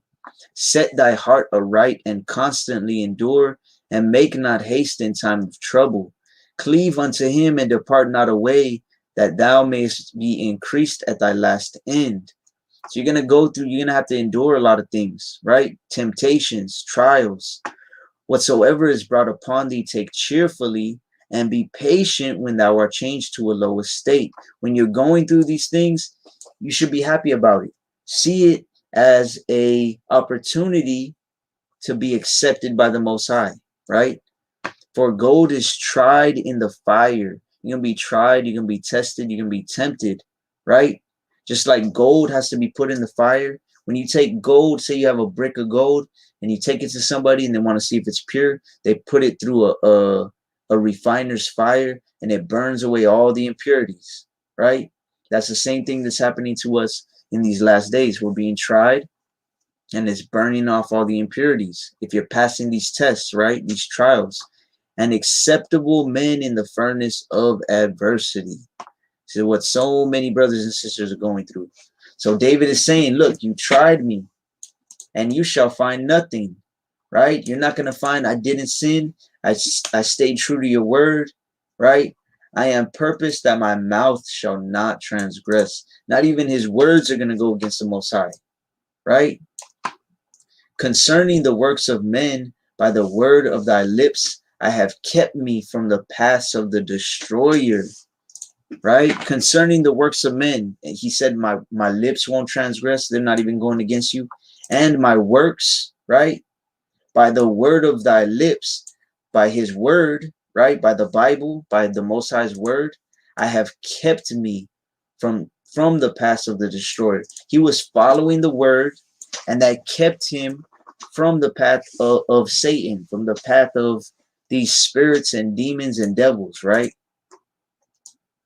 Verse 5, hold up my goings in thy paths. So he's saying, please keep me going down that straight path, that straight gate, right? Hold up my goings in thy paths, that my footsteps slip not. This is something else that we should be praying for, that our footsteps don't slip, right? Because you, like David just said, he's walking down that path, right? Hold up my goings in thy paths. But guess what? Just because David was walking the path, and he was even praying, he was telling the Most High, look, I'm walking down this path. He didn't get prideful and say, yeah, well, I'm walking down this path, right? Look at all these good things I'm doing. Look at how straight I'm walking. No, he's still being humble, showing humility, right? Not falling into pride. And he said, hold up my goings in thy paths. In other words, please keep me on your path, Yahweh, right? This is something else we always have to pray for, right? And my son as well, that's something he always prays for, man. It's so cute. He'll say, please help us follow the Bible. Or he'll say, thank you for letting us follow the Bible. And please help us follow the Bible, right? This is something we have to pray for. Hold up my goings in thy path. Keep me walking down this path, that my footsteps slip not. And don't let me slip, right? Don't let me slip, right? And that goes back to Psalm 91, my favorite psalm, right? Psalm 91, verse 11 says, for he shall give his angels charge over thee to keep thee in all thy ways. When you're praying for the Most High to not let your foot slip, you're asking, even if you don't ask specifically for it, right? You're asking for his angels to keep watch over you, right? To keep you in all your ways, to keep you on that path. Verse 12, they shall bear thee up in their hands, lest thou dash thy foot against a stone, right? So this is what David is praying for. He's praying for those angels to not let his foot fall off that path, to get dashed against the stone, right? Spiritually. Hold up my goings in thy paths, that my footsteps slip not. Verse 6, I have called upon thee, for thou wilt hear me, O Yahweh. Incline thy ear unto me, and hear my speech. So then again, right, later in his prayer, he's saying, please hear me, man. Please hear me, Yahweh. Please incline your ear to me, right? Incline your ear to my speech. Hear my speech, right? Show thy marvelous loving kindness. Please show me your love. Please be kind to me, Yahweh. O thou that savest by thy right hand them which put their trust in thee from those that rise up against them, right? He's saying you're the one that saves with your hand, right? You save those that put their trust in you, and from those that rise up against them, right? Like we've seen, many people are rising up against our people, right? If you look at what happened, what was it, yesterday, with that brother Naquan from WFI, from Watchmen for Israel, didn't the police rise up against him, right? It says, show thy marvelous loving kindness, O thou that savest by thy right hand them which put their trust in thee, right? I'm sure that brother Naquan has trust in the Most High, right? And even though he went to jail, the Most High definitely saved his life, right? Because if you see that video, and the cops, when they were arresting him, right? When the cop went to grab him like that, and if you kind of see, Naquan kind of pushed him, or moved his hand away real quick, right? And we've all seen, I'm sure all of y'all have seen people that have gotten killed for doing less than that, right? So definitely all praise to the Most High that that it could have gone a lot more south than what it did, right? It could have gone a lot worse than it did. And even though the brother had to pay to get out of jail, that's nothing compared to how bad it could have went, right? And I'm sure y'all saw that verse that I posted earlier. I'm gonna go over it one more time real quick, just because it kind of goes along with this, right? Oh, thou savest by thy right hand them which put their trust in thee, from those that rise up against them. That easily could have been an Israelite killed, right? Just from that little altercation that happened, right? So this is Matthew 5:25. Agree with thine adversary quickly, whilst thou art in the way with him, lest at any time the adversary deliver thee to the judge, and the judge deliver thee to the officer, and thou be cast into prison, right? You have to agree with your adversaries quickly, right? Or else what's going to happen? You're going to get delivered to the judge. You're going to get delivered to the officer, and you're going to be thrown into prison. That's exactly what happened to the brother, right? Verily I say unto thee, thou shalt by no means come out thence till thou hast paid the uttermost farthing. A farthing was just an amount of money, right? So the the uttermost farthing, you have to pay a lot of money to get out, right? And then it's like the brothers were saying, they had to bail him out. It could have gone a different way if he would have just agreed quickly with the adversary, right? But everything happens for a reason. Man's goings are the Most High. What happened happened, and I'm sure it was a good learning experience or learning lesson for a lot of brothers or sisters that saw it as well, right? But getting back to this, O thou that savest by thy right hand them which put their trust in thee. I know that brother puts his trust in the Most High, and that's why he didn't get put to death, right? From those that rise up against him, because we know that those cops were rising up against him, right? And it was like the brother Hawiyala had mentioned on the call. I thought the same thing. It was a setup. If you watch the video, there's another video that's even farther. It shows even before that happened. It was all a setup. They had the cops already there. If you notice, they went straight to him. You know what I'm saying? They didn't even to the camp, right? It was a total setup, right? But I would say that prayer. You know what? Let me get one more. Let's go to Baruch 2:14. Right, 2:14 kind of goes along with that too. Hear our prayers, O Yahweh, and our petitions, and deliver us for thine own sake, and give us favor in the sight of them which have led us away. Right? So again, Baruch telling the Most High, hear our prayers, O Yahweh, hear our petitions, the things that we're asking for, and deliver us for thine own sake, right? For your own sake.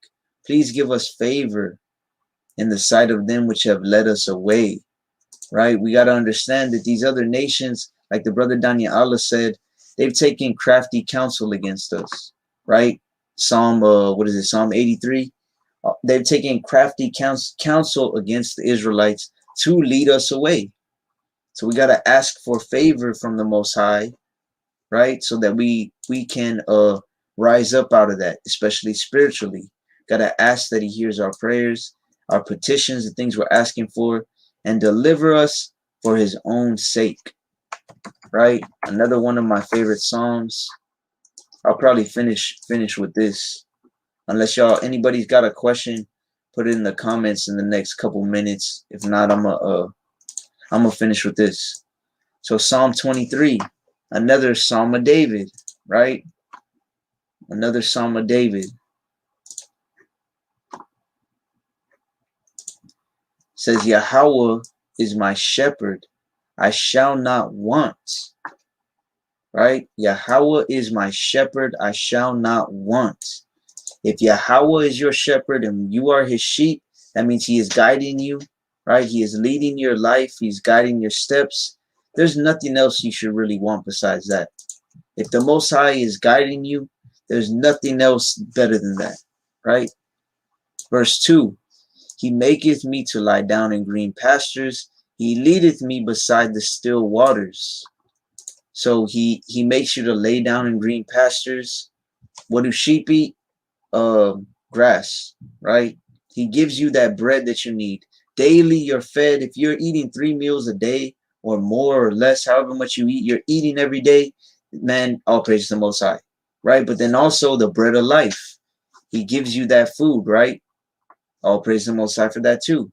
He leadeth me beside the still waters, right? Sheep, because remember, I just compared him to a shepherd. We know we're the sheep of the house of Israel. He leadeth me beside the still waters. Sheep only drink from still waters because they're sheepish, right? They won't drink from a river because it's running and they get scared. So if it says he's leading you by the still waters, he's giving you the things you need to drink, right? I got water right here. But also, more importantly, he gives you the living waters, right? Which is this word, which is his truth and his doctrine. He restoreth my soul. We were all at one point, our souls were nothing. We were in the congregation of the dead. We were in part of the valley of dry bones. He's restored our souls, giving us a chance to make it to the kingdom, right? He leadeth me in the paths of righteousness for his name's sake, right? So he's guiding us down the path of righteousness, and that's something we got to pray for as well, for him to lead us down the path of righteousness. But why is he doing it? So that we can boast and we can be prideful and be like, look, yeah, I got my fringes on. I keep the Sabbath, right? And have that more holier than thou attitude that a lot of Israelites have, right? That's being prideful. And the Most High hates pride, right? He leadeth me in the paths of righteousness for his name's sake. It's always to bring praises, honor, and glory to his name, right? That's why anytime anybody ever thanks you, anytime anybody ever commends you, oh, good lesson, Knock. All praise to the Most High. I can't be like, yeah, that was a good lesson, huh? You like the way I teach, huh? I got wisdom, huh? No, right? It's all for his name's sake, which is why we always say all praise to the Most High, right? It's like the brother Jomar. I always tell him, man, that song or that verse you did, that line right there, and he's like, all praise to the Most High, right? We can't get prideful with it. Verse 4, yea, though I walk through the valley of the shadow of death, I will fear no evil, for thou art with me. Thy rod and thy staff, they comfort me, right? All these things, this whole psalm, we should be praying for. You could turn this into a prayer. Yahweh, when I walk through the valley of shadow of death, help me to fear no evil. Be with me, right? Let your rod and staff, your judgments, let them comfort me, right? You could literally turn this into a prayer, because this is David's prayer. Thou preparest the table before me in the presence of my enemies, right? You prepared, you blocking me off from my enemies, right? You literally preparing a table before me. You're going to let me be good in the presence of my enemies. Thou anointest my head with oil, right? Back in the days when they were choosing somebody, they were anointing somebody to be a prophet, to be a king, whatever the case may be. What they would do was they would anoint their head with oil.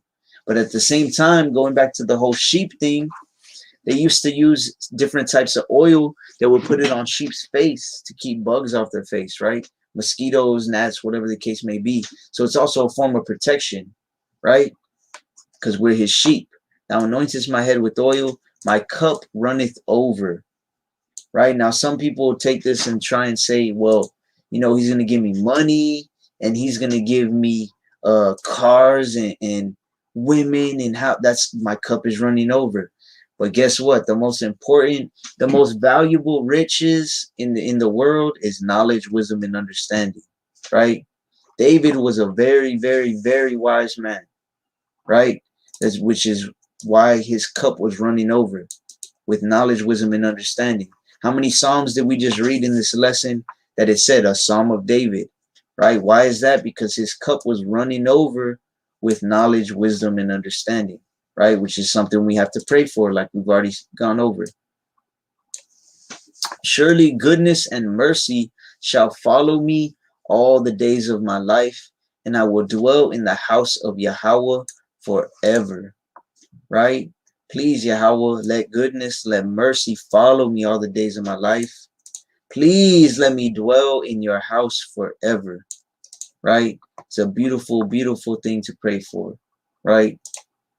Let me go back to the comments real quick. So yeah, I don't think there's any comments. Just all the it's all the verses.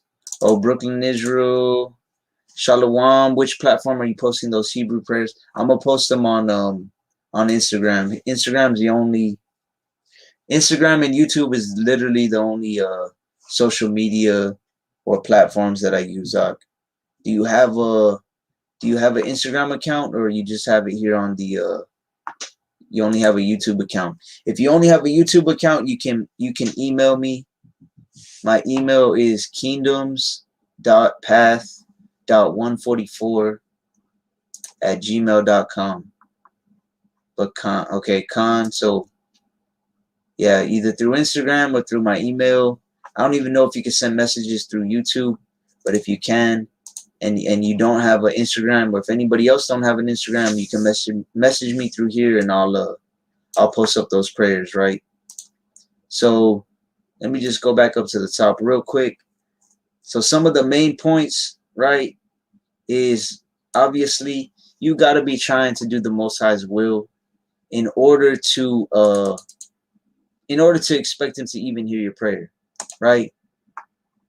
Right here at the bottom of the screen, Proverbs 15:29, Yahweh is far from the wicked, but he heareth the prayer of the righteous, right? You have to be trying to do the will of the Most High in order for him to even hear your prayer, right? Then how often do we pray? As much as possible, right? As much as possible. Acts 6:4, it won't even let me go all the way up on the comments. But Acts 6:4, but we will give ourselves continually to prayer.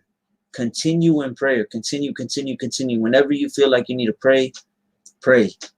If you feel like you need to prepare yourself before praying, right? If you just did something, you need to figure out how you're going to apologize to the Most High, how you're going to make things right.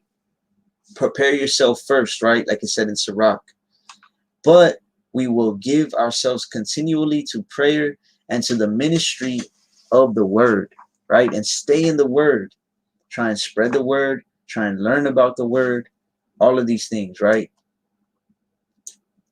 So like it says it says there's a new comment. So let me go back down. Okay, Khan, I have Instagram. Okay, Khan. You can post them on your story through YouTube also. Oh, for real? I didn't even know there was. Okay, Khan. Yeah, I could do that as well. I'll do that. I'll look into that too. I didn't even know you could post a story on YouTube. But yeah, I'll go ahead and do that as well. Because I know there's a couple brothers that are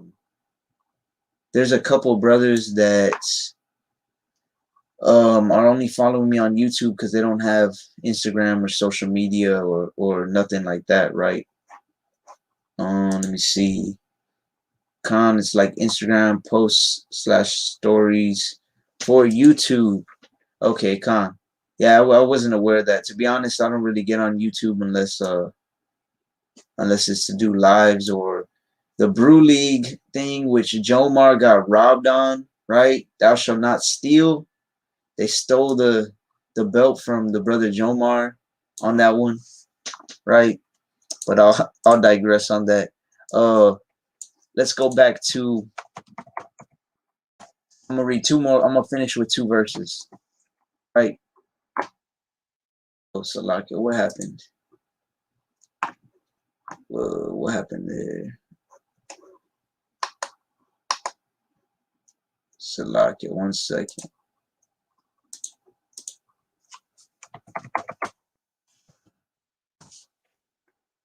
I'm gonna finish with two verses just so y'all could know the two main things, or not main things, but two really important things to pray for, right? Luke 21:36. Watch ye therefore and pray always. Yahushua said to always pray for this.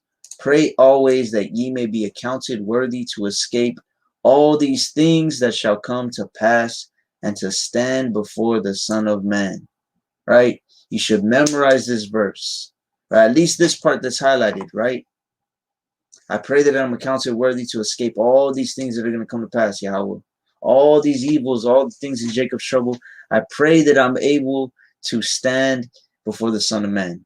I pray that you let me escape and make it through all these things, me and my family, me and my rib, me and my husband, me and my children, whoever it is, right? Me and my house. Please let us escape all of these things that are going to come to pass. Because if you believe in the Bible, then you have to believe that all these things are going to come to pass, and you should be praying that you are able to escape all of these things, right? All of what things? If you don't know about Jacob's trouble, you could check out the lesson I did months and months ago on Jacob's trouble. Hopefully it puts some of the fear of the Most High into you, right? And then let's finish with Sirach. What is it? Is it 35:17 or 37:15? Sometimes I get kind of dyslexic. It's 37:15.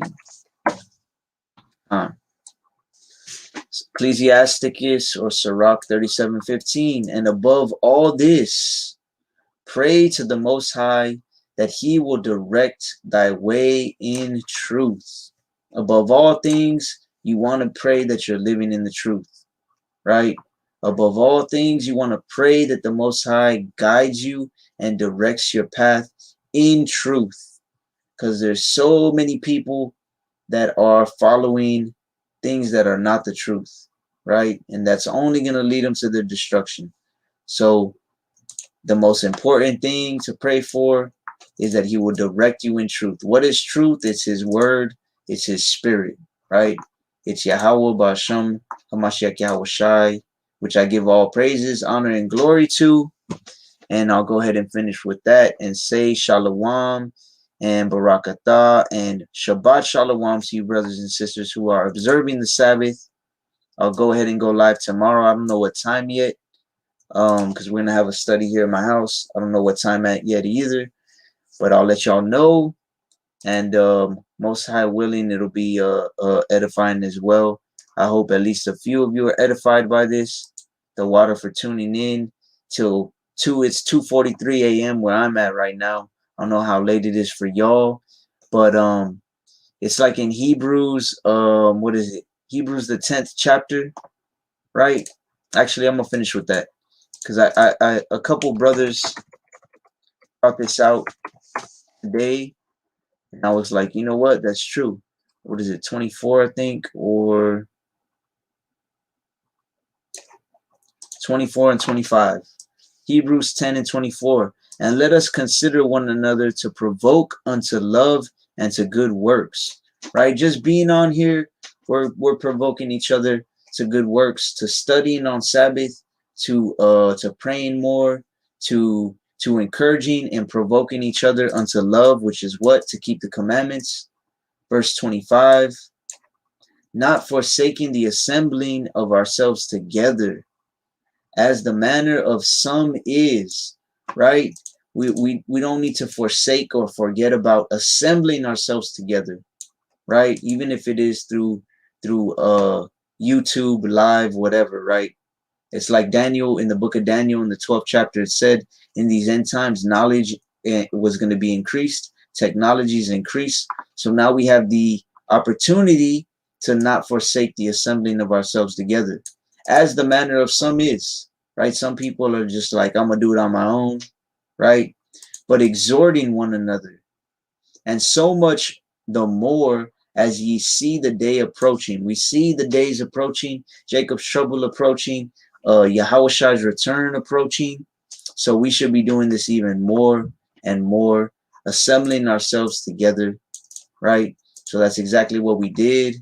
18 people still on right now, even though it's 2:45 in the morning where I'm at, right? I know the brother Danya Allah's on on the East Coast, right, Ak? It's even later for you, Ak. So the water for being on here, everybody who stuck around, it just shows that you actually you care about your salvation, right? So Shabbat Shalom, Brooklyn, Israel. Shabbat Shalom, righteous souls.